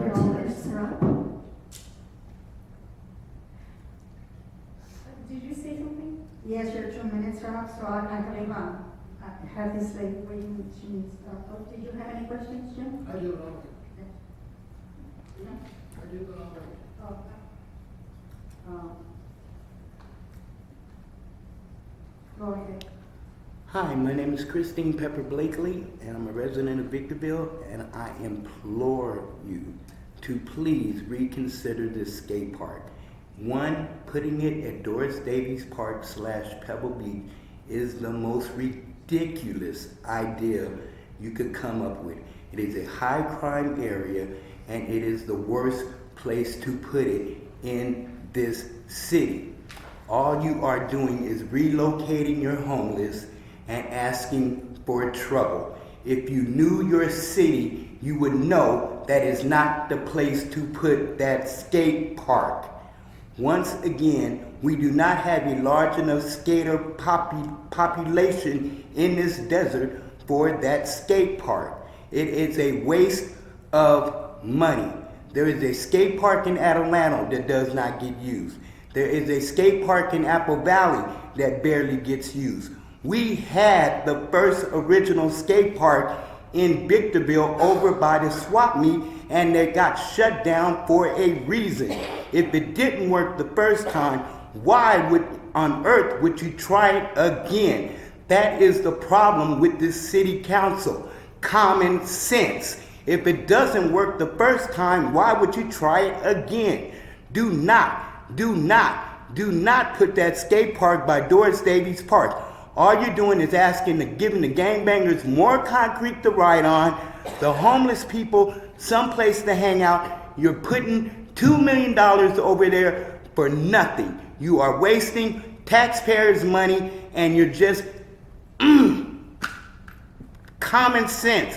Common sense. If you knew your city, you would know not to put a skate park. If you want to put it somewhere, stick it in that golf course that we don't own.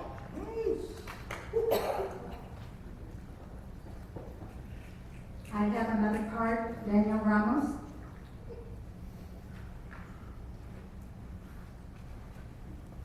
Madam Mayor, council members, good evening, staff as well. Just quickly, what I wanted to point out about the skate park here is what alarms my team and I is the amount of money that's being spent on the skate park. According to some research that we did, at the end of the day, anything that's being brought into Victorville that's being built for the public that the public can use collectively, I think is a good idea, right? But before we jump headfirst into this project and spend upwards of $1.7 million, I think there's some questions that we have that we'd like to bring forth to you guys. There's two costs associated with building a skate park. First cost is the design and the building of the skate park, and the second cost would be the maintaining and operating of the facility over time. So nationwide, the average cost to build a skate park right now is $45 a square foot. So what we'd like to kind of know is what's the square footage costing us? What's the square footage of the skate park itself?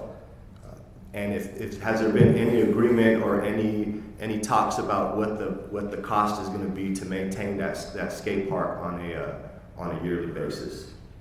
Thank you. That was the only cards that I had, so I'll go back to council members who have some questions of staff. I'm waiting for my responses. Jim, did you have some?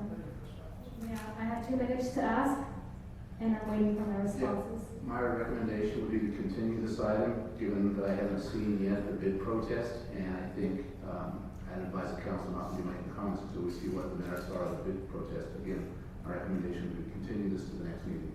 Thank you. So this item will be continued. I have a couple of questions. Okay, go ahead, Jim. Does this total cost include the addition of a restroom, and was it included in the initial estimate? And secondly, I now see that on the map at least, there is a second restroom. And is that included in the estimate, or is that an additional cost?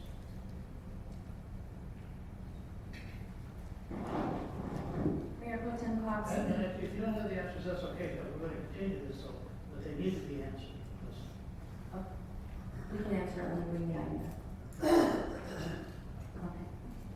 Well, I'm going to do an alternate motion, and I would like my questions answered through email. I'm interested in the questions I posed. We're not going to answer them right now in public, but I would like a response through email, and that's going to be my motion in order for us to continue to go forward with this motion and continue it to October 16th. So, kind of rephrase it, your motion is to continue this and have written responses through email to you regarding the questions. I have no objections to that. I'll second that. So this item will be continued to October 16th. So I make the motion.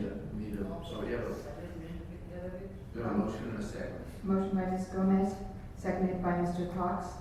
All those in favor? Aye. All those opposed? Abstain. Motion carries with Mr. Kennedy abstaining and Mr. Negretti being absent.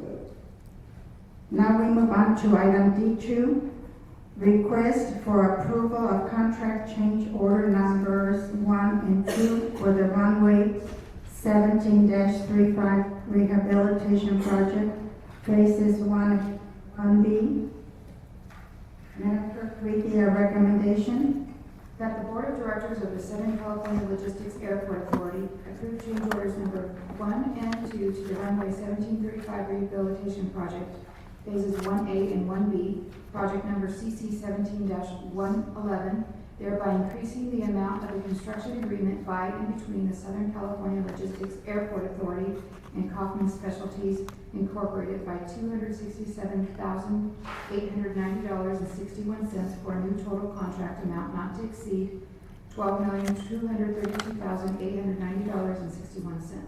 Thank you. Are there any questions of council members or staff? I have a question. Go ahead, Jim.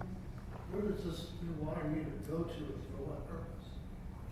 It is part of the main water system of the airport. It's part of the west side loop system that will in one day endeavor to loop back all the way around to the Dr. Pepper facility. So currently there's a water line going to the Dr. Pepper facility and it extends just beyond that. There's another main water line serving the SCLA, of which this is essentially the tail end of. The long-term goal is for a complete loop system to be able to continue to service not just the existing area, but also as the airport develops further north. Is that for development, fire protection, or both? Both. One of the side benefits of this is that that end of the airport had very little, by the way, water, particularly in the event of a crash in an aircraft. Now we have been able to provide water all the way up to the runway's edge at that center point of the airfield.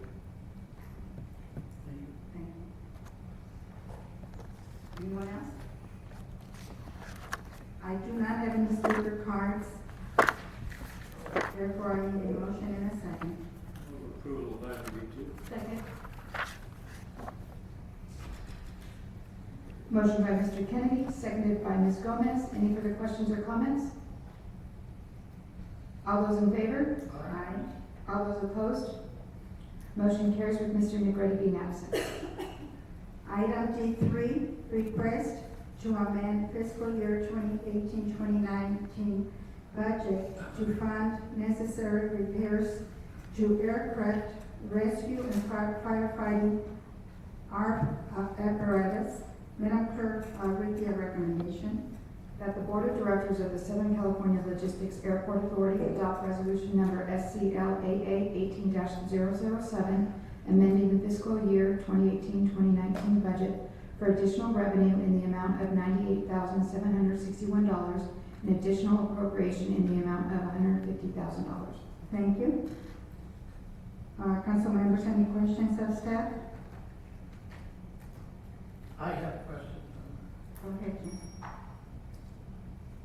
I'm assuming at the time of the budget and preparation of the expenditures that none of this was contemplated, That's correct. and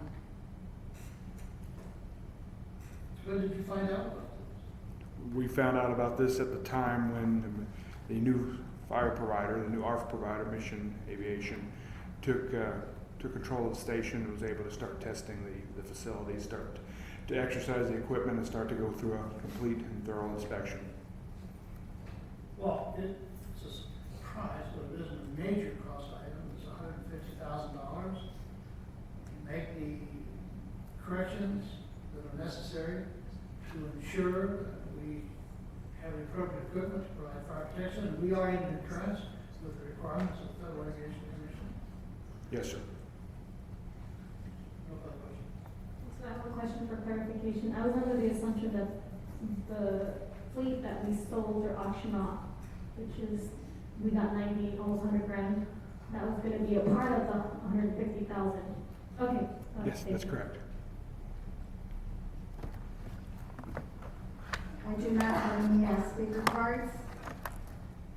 Therefore, we need a motion and a second. Move approval of D3. Second. Motion by Mr. Kennedy, seconded by Mayor Garcia. Any further questions or comments? Yes. So yes, after the San Bernardino County Fire returns the aging fleet of ARFF vehicles, we, the city, ignore any assumed responsibility that it was a cost that we never provided the monies for. On several occasions, the San Bernardino County Fire asked for the city to cooperate, but ignored the requests. Now, we stick up and ask for money for maintenance and service. Shame on the city for using the San Bernardino County Fire as an scapegoat to save money, and now we're considering to reappropriate monies. It was about time we started paying attention to the old fleet. Staff. If that's a question, Madam Mayor, City Council, I can answer part of that. Over the last 10 years, as most people in the audience know, San Bernardino County has provided service both for the city service as well as for the ARP services up at the airport. As part of that arrangement, we leased the equipment to them to use to provide the service, as well as we have a contractual obligation between the two parties that requires that they maintain that equipment as well. And if there were any repairs, and I believe it's a $5,000 mark, if there are any repairs that come in for our apparatus that exceeds $5,000, we have an obligation to pay for those repairs. However, as part of their contract, specifically with this particular station, we paid the last contract $178,000 as part of the contract for facility maintenance and vehicle maintenance. And so to make a statement that we did not contribute to the maintenance of that facility is built into our contract that we pay them for the maintenance of that facility. As well as when we did take over, and I'm assuming that when we take over for the city service in March, we're going to ask County Fire to, we're going to evaluate the equipment that we bring over for the city service, and do the same, go through the same process. When we took over Station 319, I placed a request to the County Fire Chief for any requests that he had made specifically to the city for repair work that exceeded the $5,000. And I think I made that request around the July 5th time frame, and I'm still waiting on a reply. I don't think I've received anything yet where he can document where he actually made formal requests to the city to repair those pieces of apparatus that we have discovered had some problems. And so, and I also had not, I'm not sure, and Chief, you can help me out on this. Have we received the actual maintenance records of those vehicles while under the care of the county fire department? We have not. Right. So, I think we in our contract we pay them to maintain the vehicles. Trust me, there's nothing in that contract that comes free. We pay to maintain those vehicles. We pay to maintain the facilities. We have not received, upon multiple requests, I believe the chief meets with the county fire folks every week, every Tuesday as part of the transition. And I can recall a few meetings that I was a party to. We asked for the maintenance records of the vehicles, and they had yet to deliver any maintenance records for the vehicles. Nor have they actually produced the actual request to the city to fund any of those types of repairs prior to the transition. George, is there any indication that any of that 178 that was included in the contract was spent on it? There's no way of us knowing. I mean, it's part of the monthly payment. It's built into their contract that we pay that $178,000 to them. But there's no obligation for them to come back and detail how that money was spent. Now, we can always request that, and we tried to kind of ascertain how the money was spent by requesting the maintenance records of the vehicles, and we have not received that information. We requested it as part of our agenda for the meeting every Tuesday that we've been having, and we have yet to receive any documentation related to the maintenance record. If I can just clarify one comment. We have received maintenance records in regards to the suppression equipment, the regular suppression equipment, but we did not receive any maintenance records for the ARP equipment specifically. Wouldn't that be important, when we transfer equipment, that we would get a complete maintenance history on those vehicles? Yes, it would. And considering that the city had been, as part of the contract, providing funding on a monthly basis to maintain those units out there and the equipment out there, to be able to provide a listing of what had been done and the fact that they were fully operational and functional at the time of transition would have been an important factor. I would like to have these questions answered because we have a council member saying shame on the city, shame on the staff. It sounds like to me, George's comments and Chief's comments are absolutely contradictory to Ms. Gomez's comments. I know she didn't make them up, somebody gave them to her. But it sounds like shame on the county for the maintenance. But I don't want to condemn anybody or make any charges until I see an actual writing explanation of what occurred. I would request staff do that, submit it to all members of the council. I would say, maybe it's a little premature, but shame on San Bernardino County Fire and shame on Ms. Gomez for not understanding that we paid for something that we did not receive. Well, shame on you, Ms. Gloria Garcia, because I'm in contact with the county fire just as weekly as just the city is, and I'm not sure you're just in contact with the county as you are with the chief of your own city. So I respect your comments, but I also know that I'm answering within my purview of understanding with my direct connections, and you are not. We don't have to be charged in meeting with the county under a contract or any other contractor. So I don't know what that actually means, but let's get it straightened out so that everybody will understand exactly what we're facing and why. Public needs to know. Exactly. And we will find out. Okay, so I do have a motion by Mr. Kennedy and seconded by Mayor Garcia. All those in favor? Aye. All those opposed? Hold on. Give me a moment. We need to know what item we're on, what we're talking about.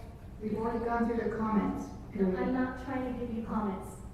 I want to make sure that what I'm going to answer is what I intend to answer. Okay. And it becomes very distracting when I'm interrupted or I'm accused of something, so I need to recompose myself and find out what item I'm on. So this is what I'm going to do right now.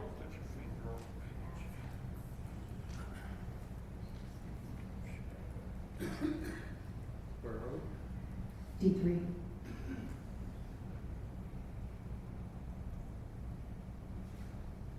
Right.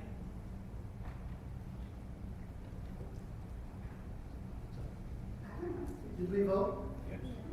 We're waiting on a vote. We have a motion in a second. On item D3. We've gone through comments. Didn't we vote? Call the vote. No. Can we vote? Yes. All those in favor? Aye. All those opposed? Motion carries with Mr. McGrady being absent. What is the motion? Because nobody repeated that motion. We're just assuming that everybody knows what you're voting on. I'm sure nobody here, unless you're reading it, can say what we're voting on. So if you want to please tell me what it is that we're voting on right now, what was the recommendation? Resolution to adopt SCLA 18-007, amending the fiscal year 2018-19 budget for additional revenue in the amount of $98,761 and an additional appropriation in the amount of $150,000. And that was the recommendation of the staff that Chair wrote at the beginning. On agenda item number 3.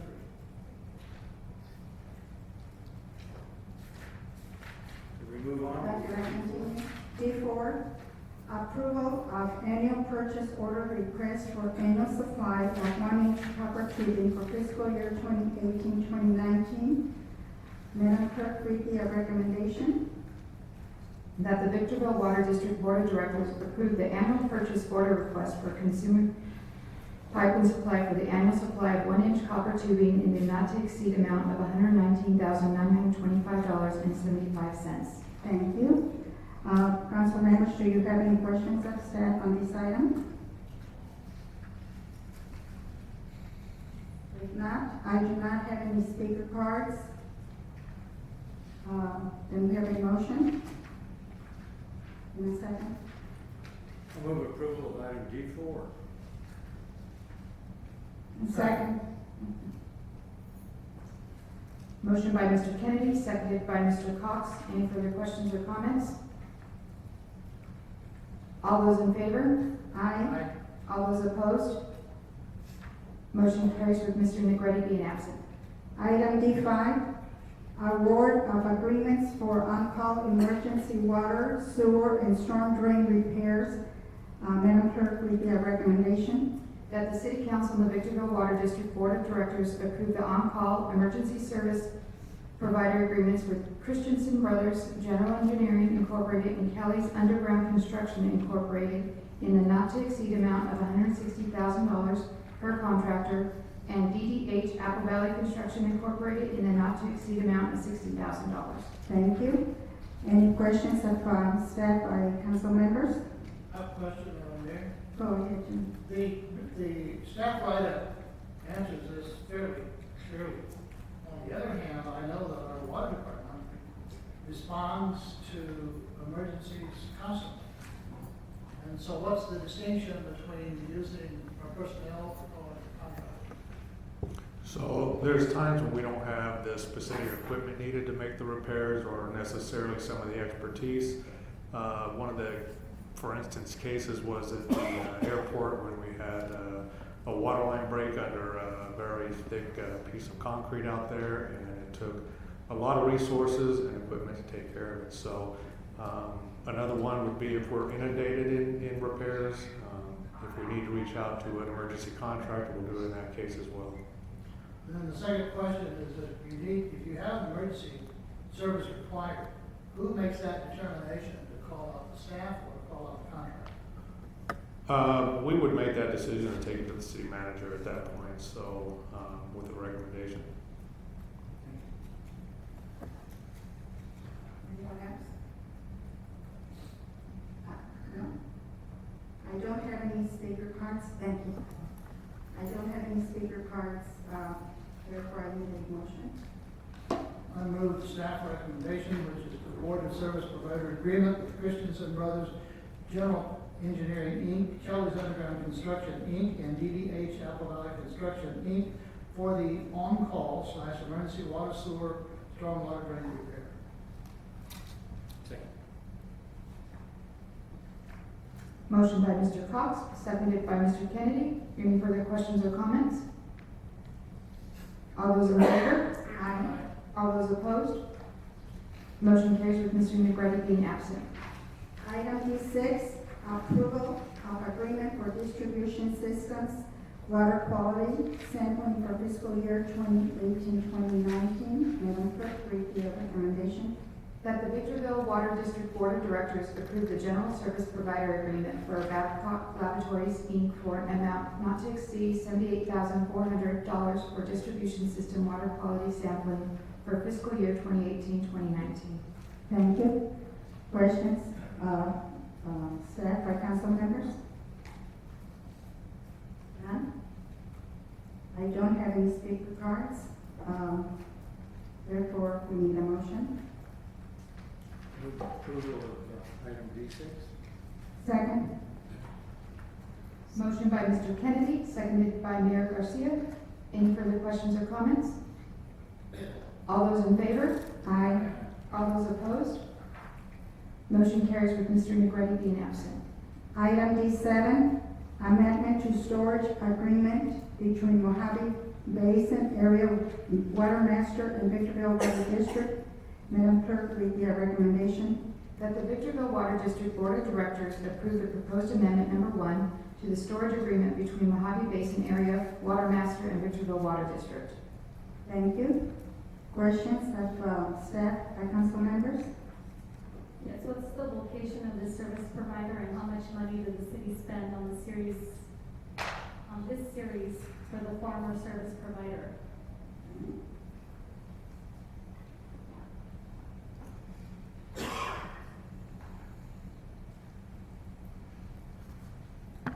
I don't have those numbers, what we did spend for this, but I just can tell you, like stated in the staff report, that any money we spend on this is billed and reimbursed by High Desert Power Project, and their location is north of the SCLA. So, Because I was looking at this as a loss. Our water was tested, and then it was tested again. So I'm thinking, amendment storage resolution, yeah. So when I was reading the report, every time the water was, whatever water was being tested was contaminated on the map, right? That's the previous agenda item. So amendment to storage agreement between Mojave Basin Area Water Master and the Victorville Water District. So this has to do with wastewater or potable water? And this has to do with potable water, it has to do with storing water in our basin.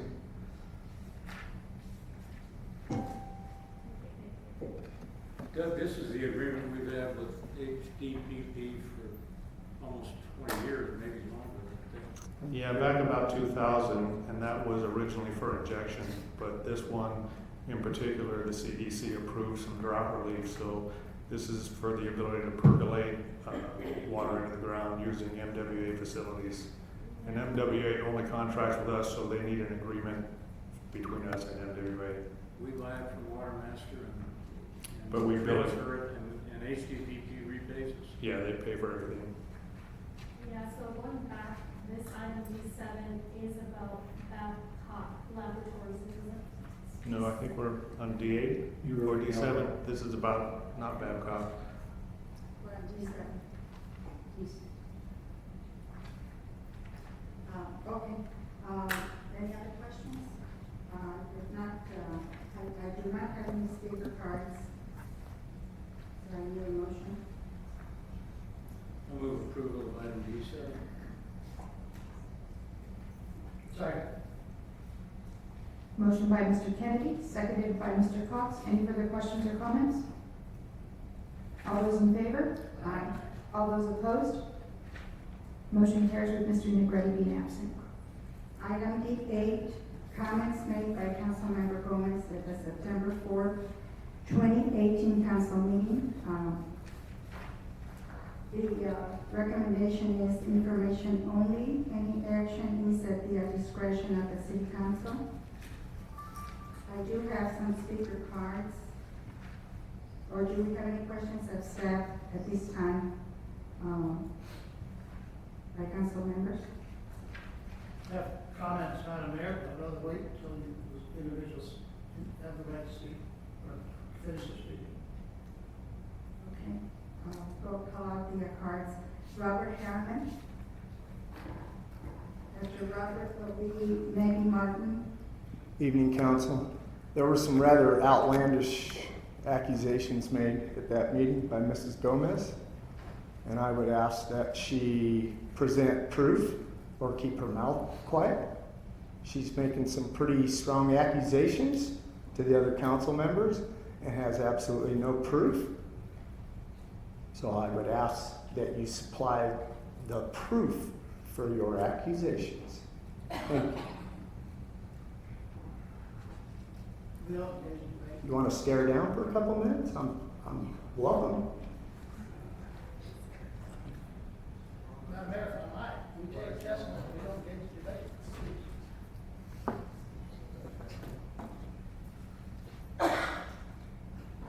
Maggie Martin, and after Maggie, Ramiro Rodriguez.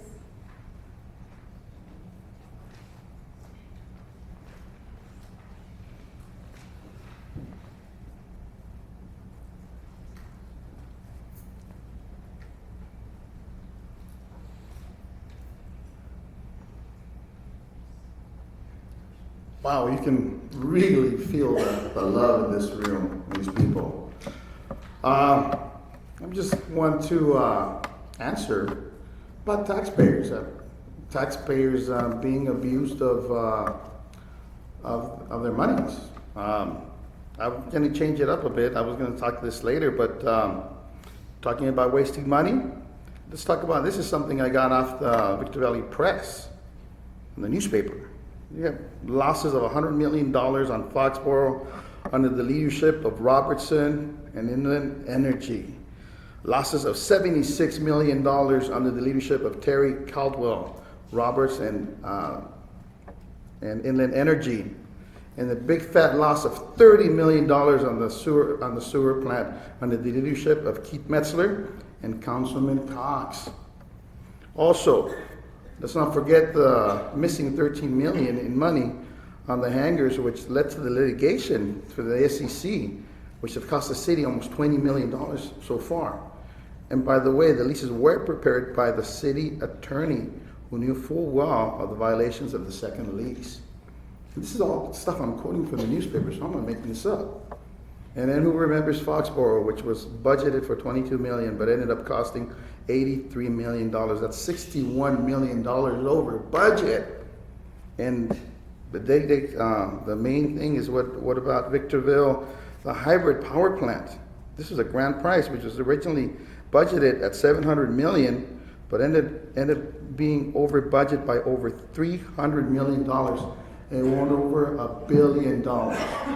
Plus the golf course that drains the city, $500,000 a year? So anyways, we asked a while back about funding for translation services. And all we got was learn to speak American.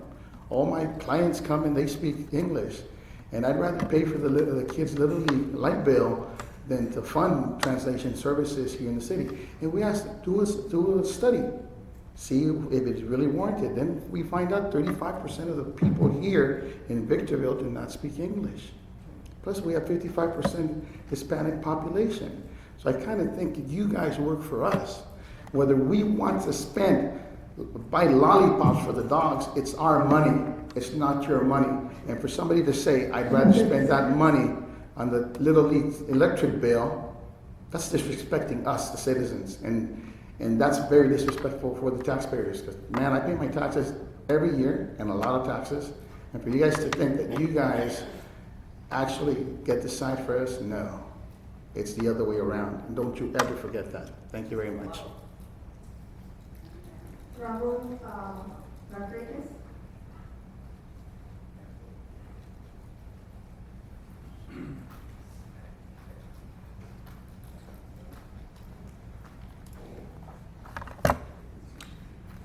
Okay, I am so disgusted with Blanca Gomez.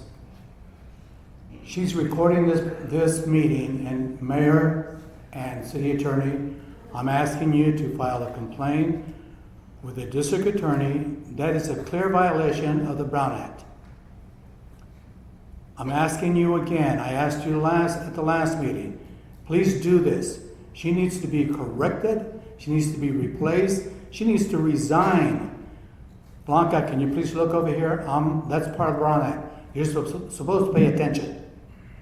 Okay? Pay attention to what I'm saying.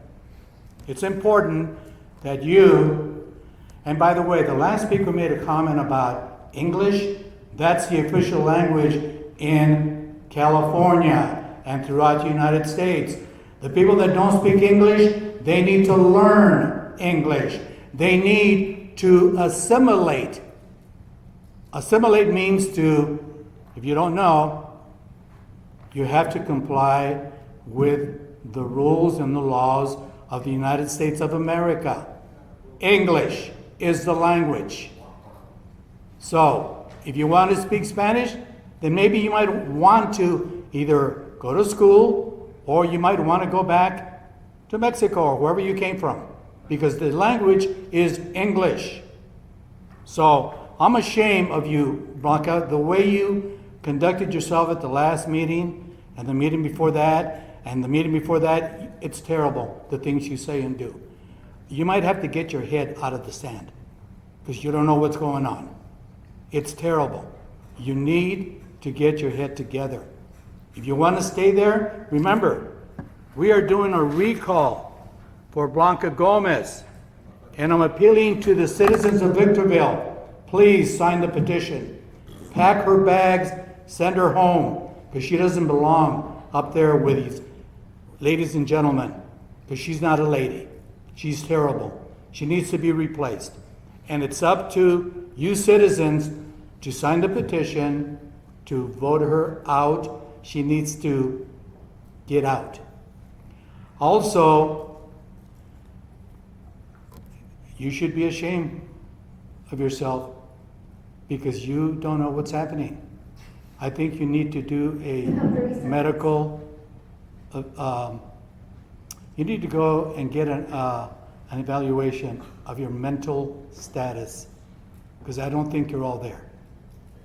So, thank you very much for allowing me to exercise my First Amendment right. Thank you. I have another card, April Pinkston.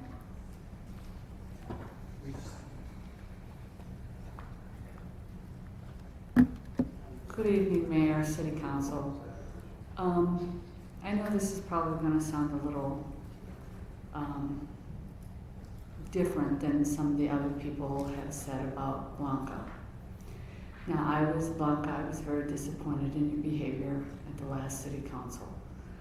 But regardless, you know, several City Council meetings ago when I tried to get up here and Gloria kept cutting me off saying I only had 1 minute, I intended to tell you that although I don't like you politically, I don't know you personally, and I pray for you, young lady, and as I pray for each and every one of these people.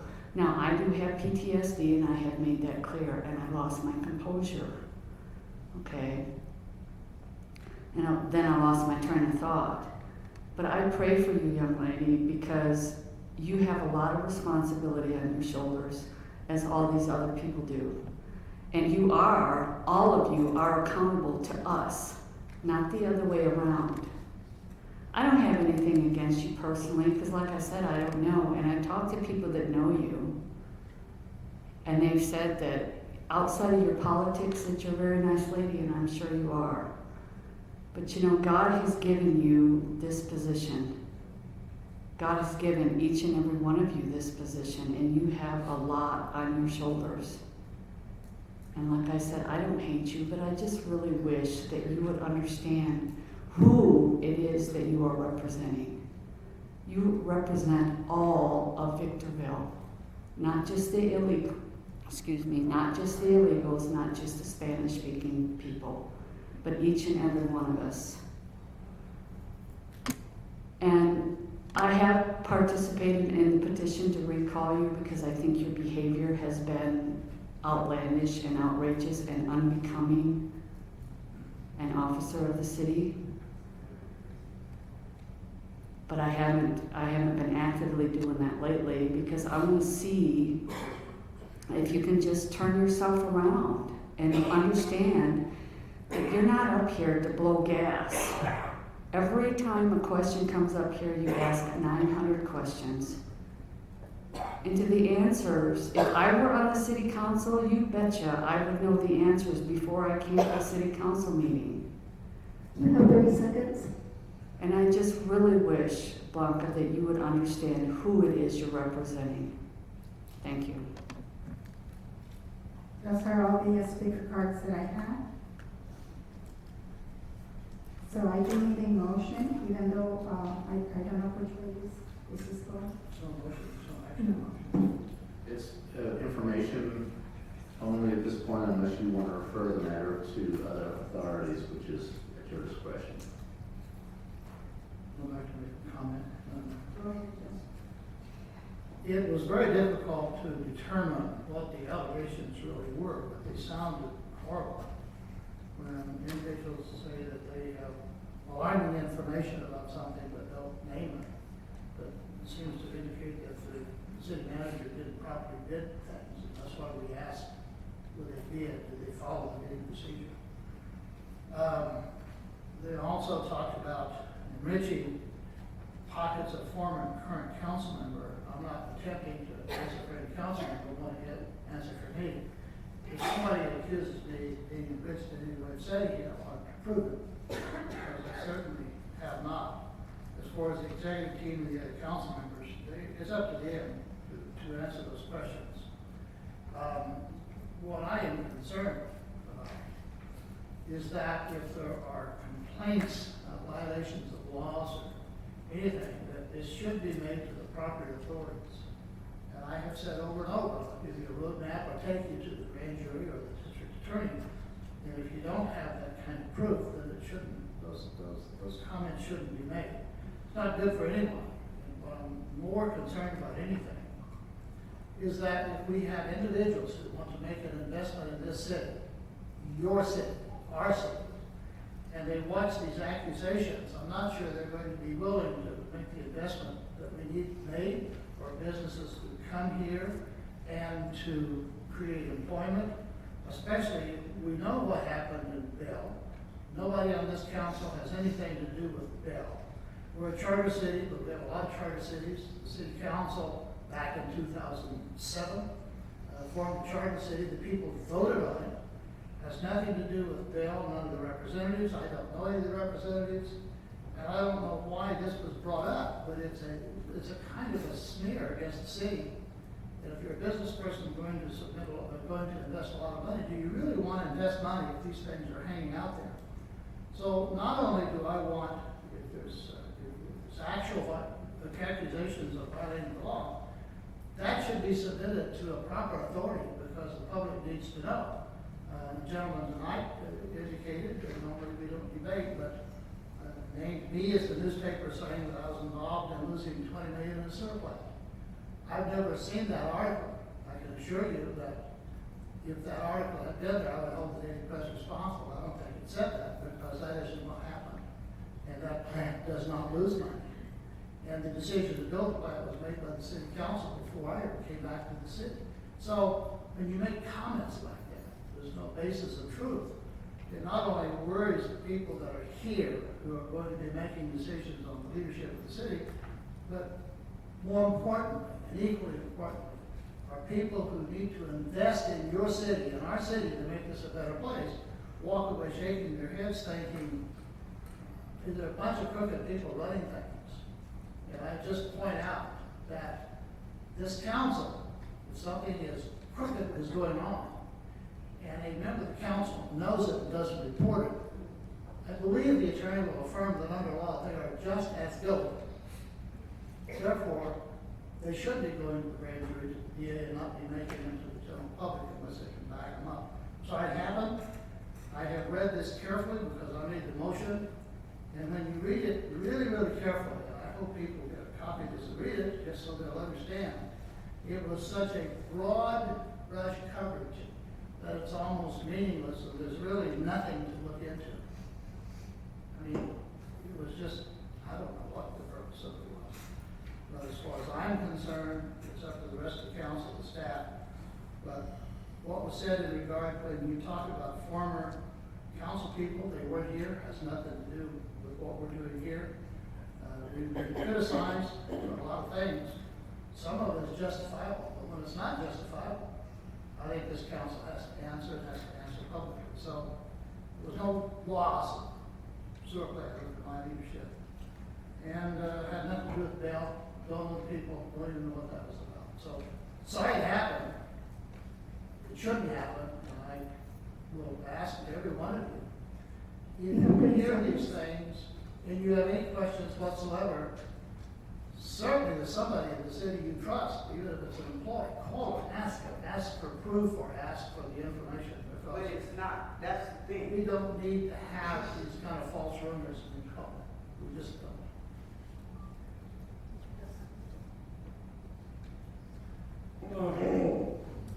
The unfortunate part of all, if it's unfortunate or not, it's our Constitution. Anybody can sit up here and say anything they want to say. And when you're sitting on the dais, it's not even slander. It's not libel. Just say whatever you want to say. And we know from 2 years of experience with Ms. Gomez that if it comes to her brain, she says it. She doesn't care if there's any truth to it. She doesn't care if there's support, proof, evidence. None of that matters. If she thinks it, she says it. I think the saddest part is that her objective for the last 2 years is clear to me, and it ought to be clear to anybody who's been here paying attention. She wants to do damage. She just wants to damage people, the city, council members, staff. That is the result of everything she's done. So after a while, you begin to realize that's the intention behind everything. I want to do damage. I want to cause as much harm as I can. And the amount of time, energy, attention that she has drained from particularly our executive staff, because the city manager will no longer allow her people actually doing work in the city. He's got to deal with all of it. But what she's drained from him and the rest of the city manager's department, just incredible. It's just incredible. But hey, it's America. This is America.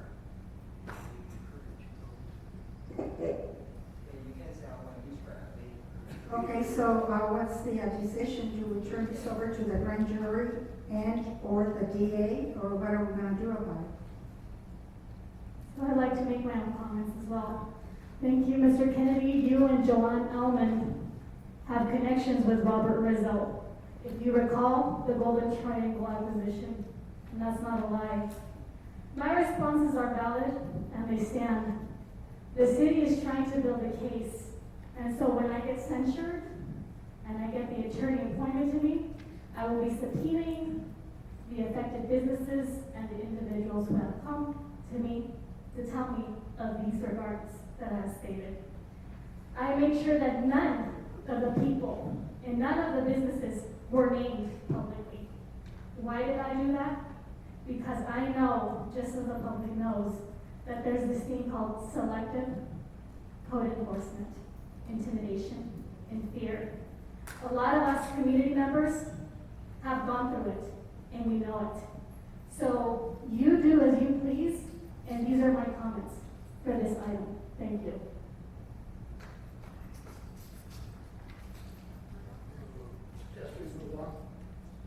No, there's nothing here. I don't want to lose credibility with the district attorney and the grand jury. I think when some real accusations made, so patently false, the enforcement will do it, but not typically.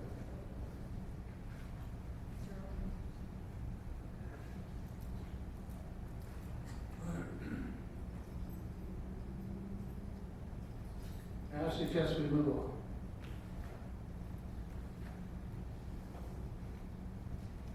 So at this time, no action taken?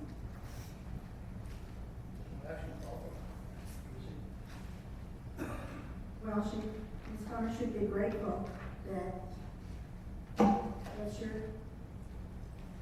opinion and Mr. Kennedy's.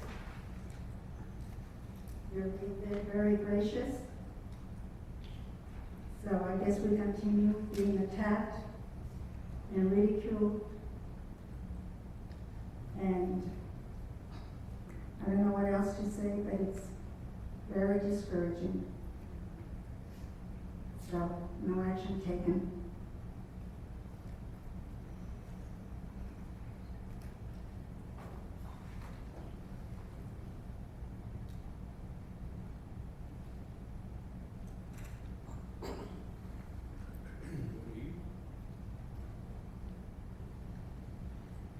Now we go on to public comments.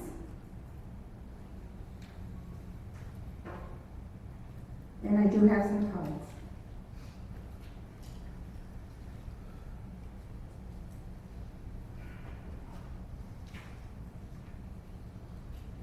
I'm not able to read this.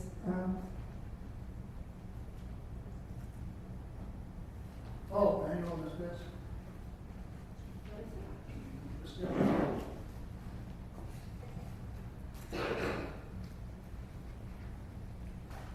Hello, thank you, Mayor. It's Manuel Whiskers. I'm sure you all remember it over the next few, I guess, 30 days at least for sure. But I just wanted to use this 3 minutes just to talk a little bit about, mostly importantly, talk to those at home who are watching this live, who, like myself, don't like to come to these meetings because of the energy that we constantly get. Just happened in 5 seconds ago. And then when we have paid protesters, it's kind of embarrassing. But I had a PowerPoint that I wanted to show you guys, but clearly we're not able to do that right away, which, again, a reason why we need the millennials to step in to actually do the things, because this would have taken 24 seconds to plug in. But a quote that Malcolm X says, "If you're not careful, the media will have you hating the people who are being oppressed and loving the people who are doing the oppressing." And that's clear that that happens here in this courtroom, okay? So I just wanted to really bring out, I wanted to speak actually on the last topic. Ms. Gomez. We're constantly talking about her, but there's so much more that we can talk about. I'm new to politics, okay, guys? So I really didn't know that we were going to be talking about council members. I thought we were going to be coming in here talking about the working poor. Thought we were going to be talking about war. Thought we were going to talk about fixing those things. When it comes to war, we don't really, I don't know who else we were supposed to talk this to. I thought it was local government. Are we local government, right? So I thought it was us figuring these situations out on the local level at least. But when it comes to something like war, it could happen to us at any moment. But instead, we are constantly just picking on each other. It seems like some of the other things. Again, I'm just going to bring a lot of things that I believe we should be talking about to light. The two-party system that we have here in the United States is clear that it happens here in local, that majority of people are Democrat or Republican, which is the problem that we have in politics. It's time we start educating our people properly and informing them on how to get out of the situations which the Democrat and Republicans have put us into. Another thing, I had as I was out door knocking, because it's, in a grassroots campaign that I'm in, that's what the hard work has to be done. I met a lot of people, actually one couple who is sitting here watching us live right now because they came to talk about their daughter being human trafficking from the city, but they got... Seconds? Oh, I didn't get to explain a lot, but real quick, human trafficking is a problem. We need to fix it. Mental illness, as our friends brought up, is a big issue, not just on council, but across the city and across the room, actually, for the most part. So I think it's our job as council members and as a city and government to do our job in taking care of people, which is the only reason we are up here. You guys are up there is because you are elected to take care of our people and to handle our city properly. So please start taking care of people properly and do what's best. And again, I am your guys' only millennial running for city council here in Victorville. We're 50% millennials. It's time we are represented, and it's time the minorities, which are clear in this room, get out of the way. And it's not okay to not just be it's not okay to not be racist. It's time to be anti-racist, okay, guys? Thank you. Maggie Martin after Maggie L. Pacello.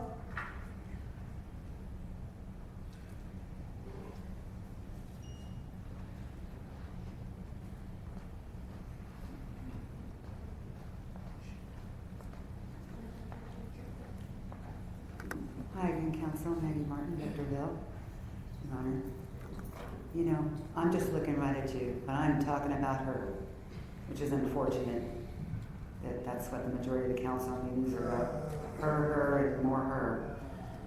I'm kind of at the end of my rope with the whole thing. I really just don't. There's just almost nothing left for me to say regarding her. So what I'm going to do instead is I'm going to let law enforcement speak for me. I'm going to let the court speak for me. I'm going to let the grand jury speak for me, or the DA, because she's not listening. She never has since damn day one. She doesn't listen to anything anyone says. She's a runaway train on a one-way path, and she sits up here and whines about how she doesn't get cooperation from the council. Everything she's getting is everything she deserves because she brought it on herself. Came in here thinking she knew so much more than any of you, me, them, him, them, whoever else. 39 years old. It must be so great to be so smart. And you know what the end result at the bottom of this is going to be? And I would like to look at her, but I just can't bring myself to do it. So I'm looking right at you, Mayor. Is in about 10, 15, 20 years when she's grown up, she's going to look back on her tenure on this council with shame and regret when she realizes what a jackass she made out of herself in front of God and everybody. Thank you. Del Pacello. I'm not sure if he's here. I evidently he left. Romero Rodriguez.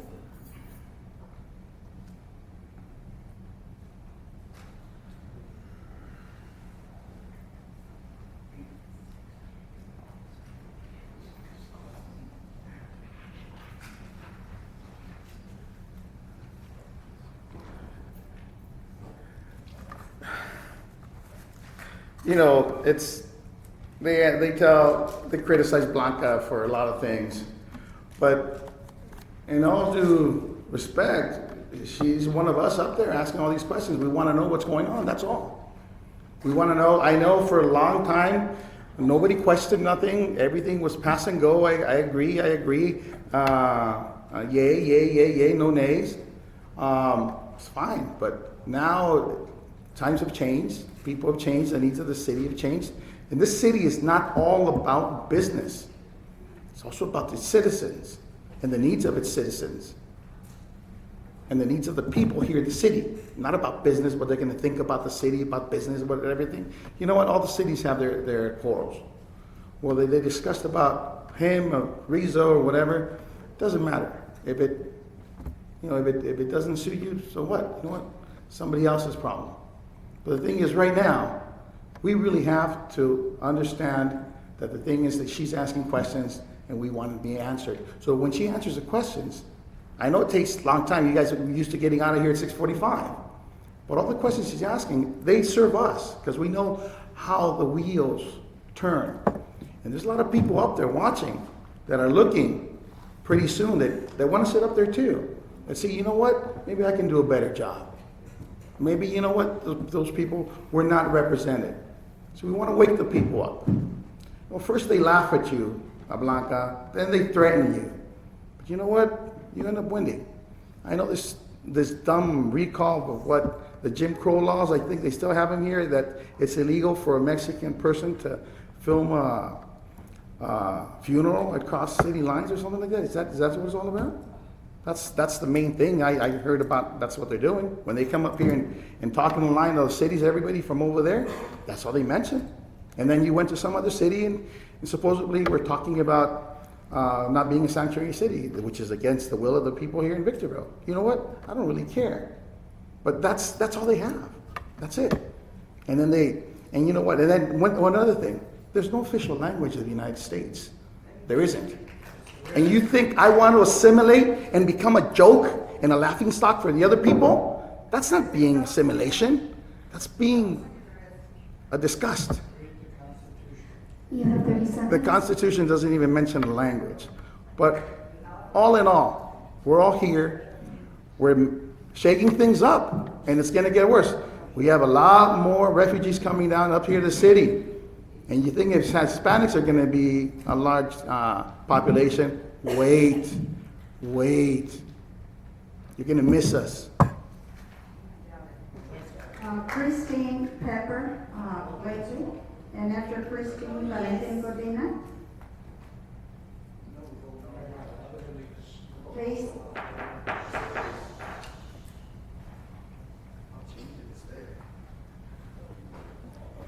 Good evening. You can call me Pepper. I don't know if you guys remember, but I was here a year ago and I told you we were going to vote you out, and sweetheart, 2 years you're going. I have a question. I'd like to answer it, please. It's directed to you, Mr. Cox. Did we pawn the golf course approximately 30 years ago for a $27 million loan? Yes or no?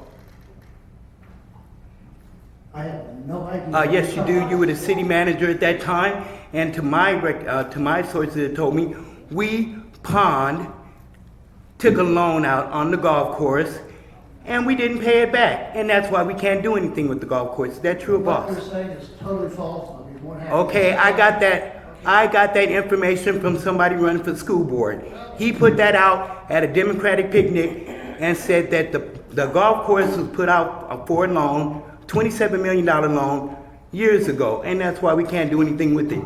You can check into that, Ms. Gomez. You're a city council member. We have a very large Hispanic population in this city. If we can't translate for those that speak English, we're not serving our community, city council members.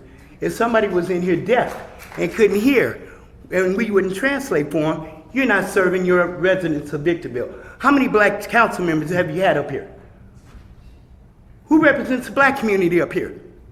What about the gay community? How can you represent your representatives if you don't have a black, gay? Who represents us? I tell you who needs to go. You.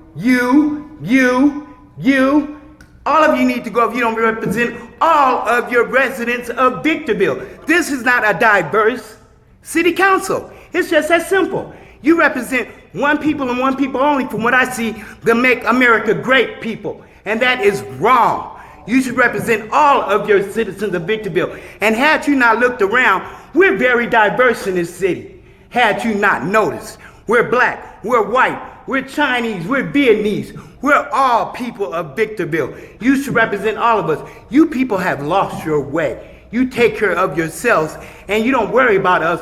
And don't you dare say what we vote for you do. Because we voted to legalize cannabis and you people went behind closed doors and banned it.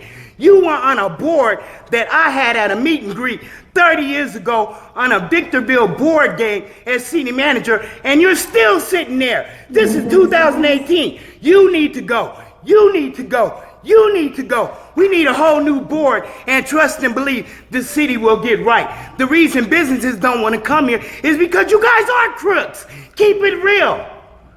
This guy had told me that Victorville is a big city. Oh, it is, with 4 other cities connected to it. It might be a big city, but sweetheart, Victorville is a little city with big city problems, and it starts right here. That's where your problems lie. Thank you. You have a great day.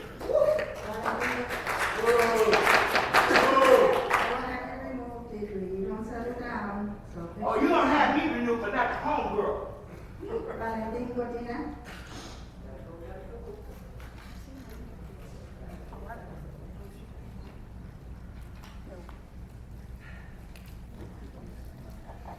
City Council, you asked for courtesy and decorum, but yet you're the first ones to break that and incite the whole population. You allow that jackass of a coconut to come in with stupid ass signs inciting everybody, and you do nothing about it. How can you ask for decorum and courtesy when you incite everybody?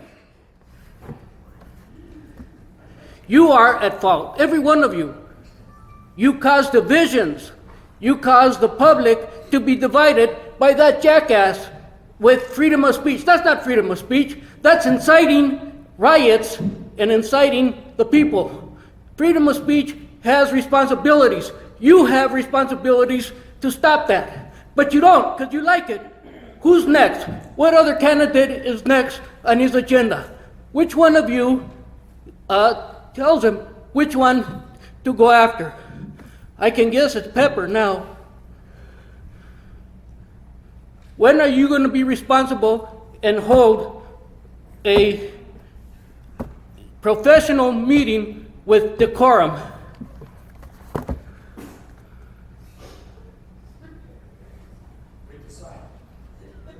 Deanne, after Deanne Rose Rodriguez. I was born in L.A.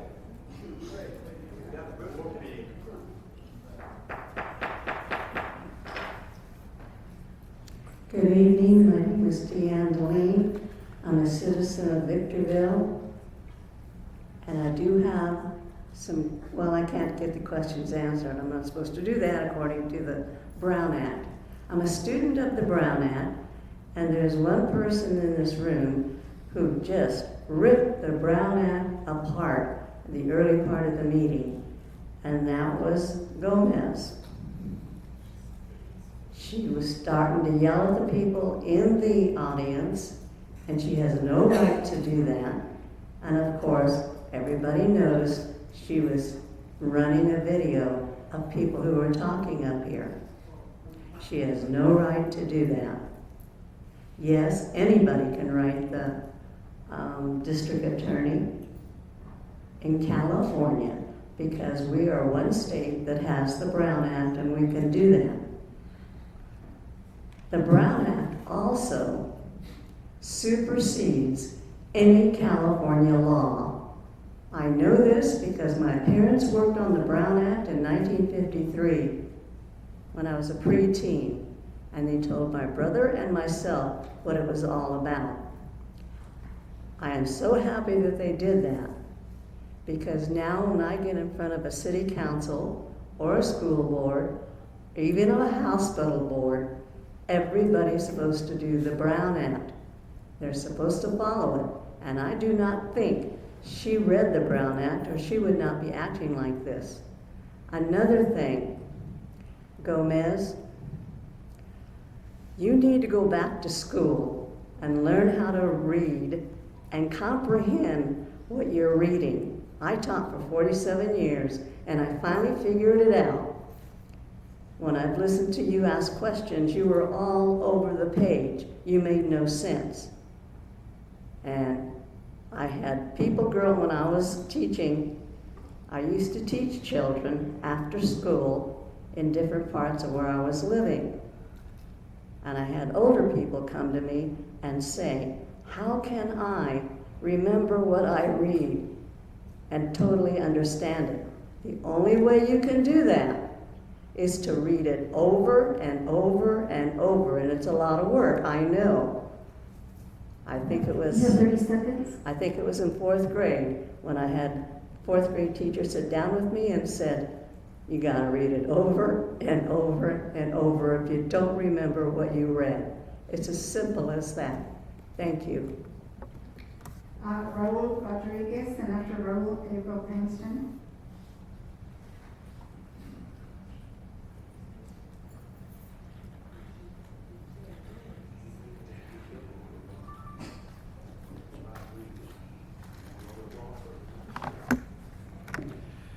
You know, we should have a lot of racists behind me. They just made a remark. There's another one. Can you please throw him out? No, not when I'm speaking. This is my time. Please don't do that,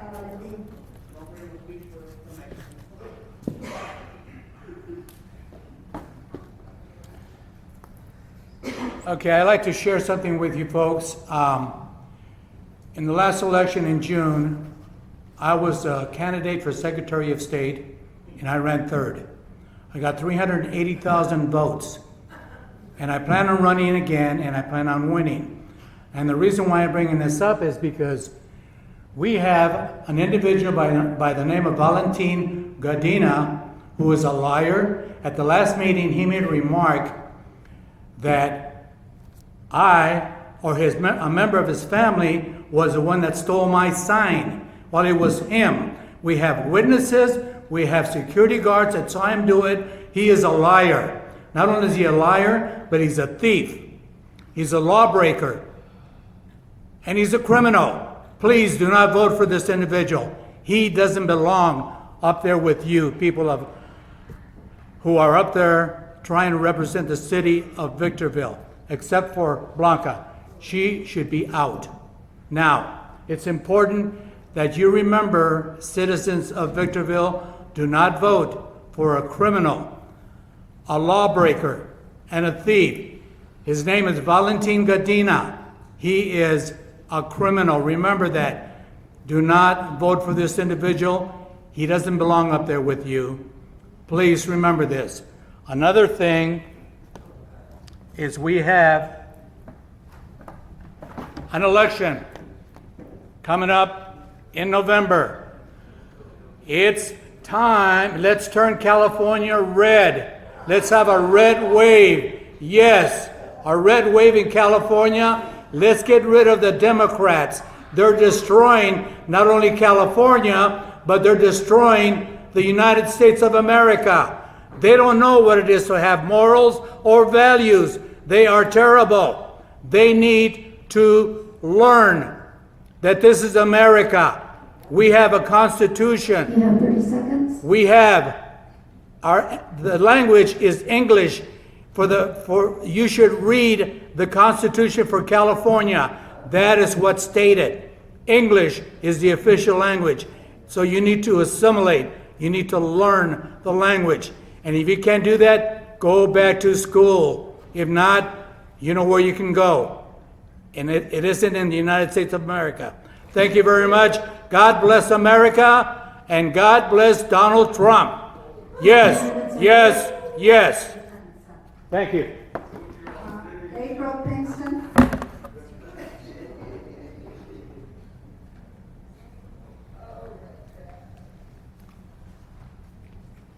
I think I wore the right color.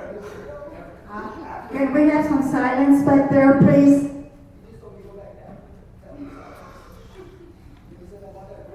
silence. Okay, I'm sorry, go ahead. I just want to come up here again, and has nothing to do with, what's her name up there?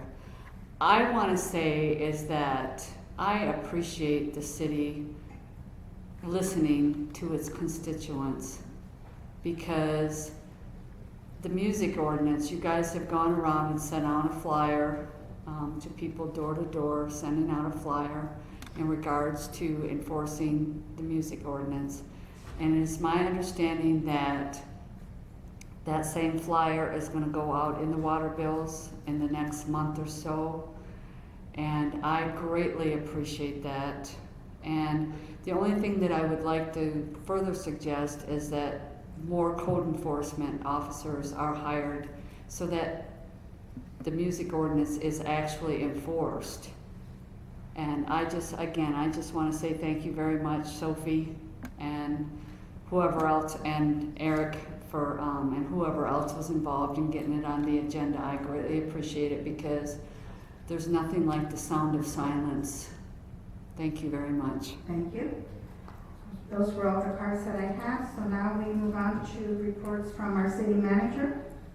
Madam Mayor, members of the council, we do have a couple of events coming up that we as staff in the city are very proud of, and it's very positive for our community. So we're looking forward to kicking things off this Friday, October 5th, and Saturday, October 6th, which is our 17th annual Fall Festival.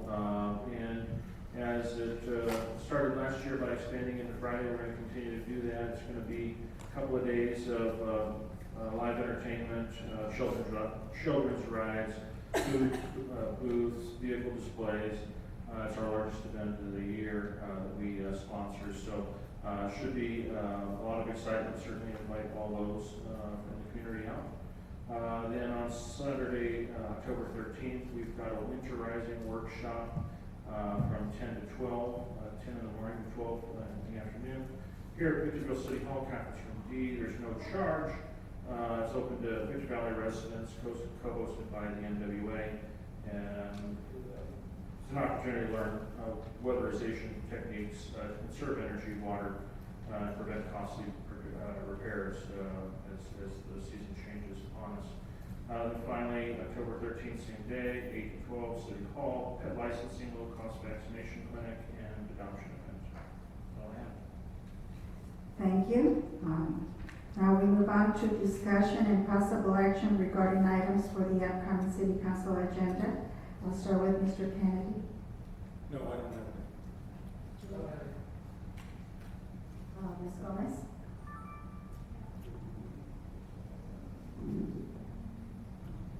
So I want to make a motion to override the city manager's authority by council majority to allow me to continue my monthly meetings with each department head on at least one day a month, to become aware of all these city projects, all these city business-related events that are going on, and any inquiry about public goods and services without the physical presence of the city manager. And that's my motion.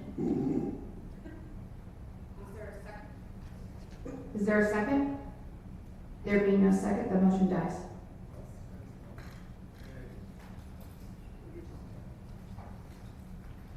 Anyone else?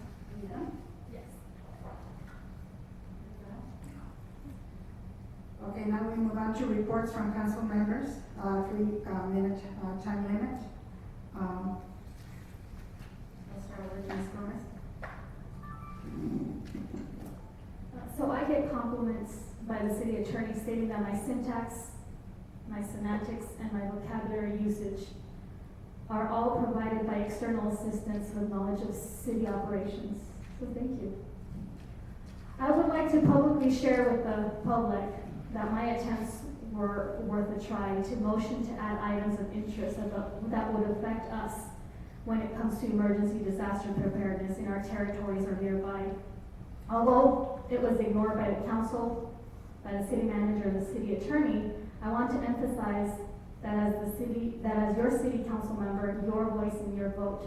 I am diligently continuing to work on mitigating with this city the financial and the social effects that natural disasters have on affected communities like ours. How the emergency alert system and the wireless emergency alert systems are used, and how other communities and other communication tools are available during an emergency, and they are able to be disseminated to disseminate any information to the public. I will continue to ask the City Council, the City Attorney, and the City Manager of the important it is for us to openly have discussions related to mass evacuations that deal with well-coordinated plans to save the maximum amount of lives, continue the discussions on multi-jurisdictional coordination, and key elements to consider before, during, and after a mass evacuation comes upon us. Any consideration that needs to be taken into account in a mass evacuation that are specific to vulnerable communities like the elderly, disabled, and the homeless populations. I will continue to knock on the doors of current deaf council members, City Attorney, and the City Manager in relation to emergency planning and preparedness for healthcare facilities, asking how our local centers for Medicare and Medicaid services are emergency prepared, how I as a policymaker can support and work with local healthcare facilities to be emergency ready for you, how we, your local government, Victorville, how we've adopted land use planning in our jurisdiction to mitigate plans, and how we have strategized for funding mitigation plans and strategies. City Manager, please know that today I have put you on notice as to my desires to investigate and to sit down with the appropriate department heads to understand, to evaluate, to become aware of our city's involvement in aforementioned elements just named. Let me know through email and a hard copy in my box when these possible dates to sit down before the next council meeting is, so we can have this discussion and be more apprised and ready for our citizens if we have flash floods or any kind of emergencies.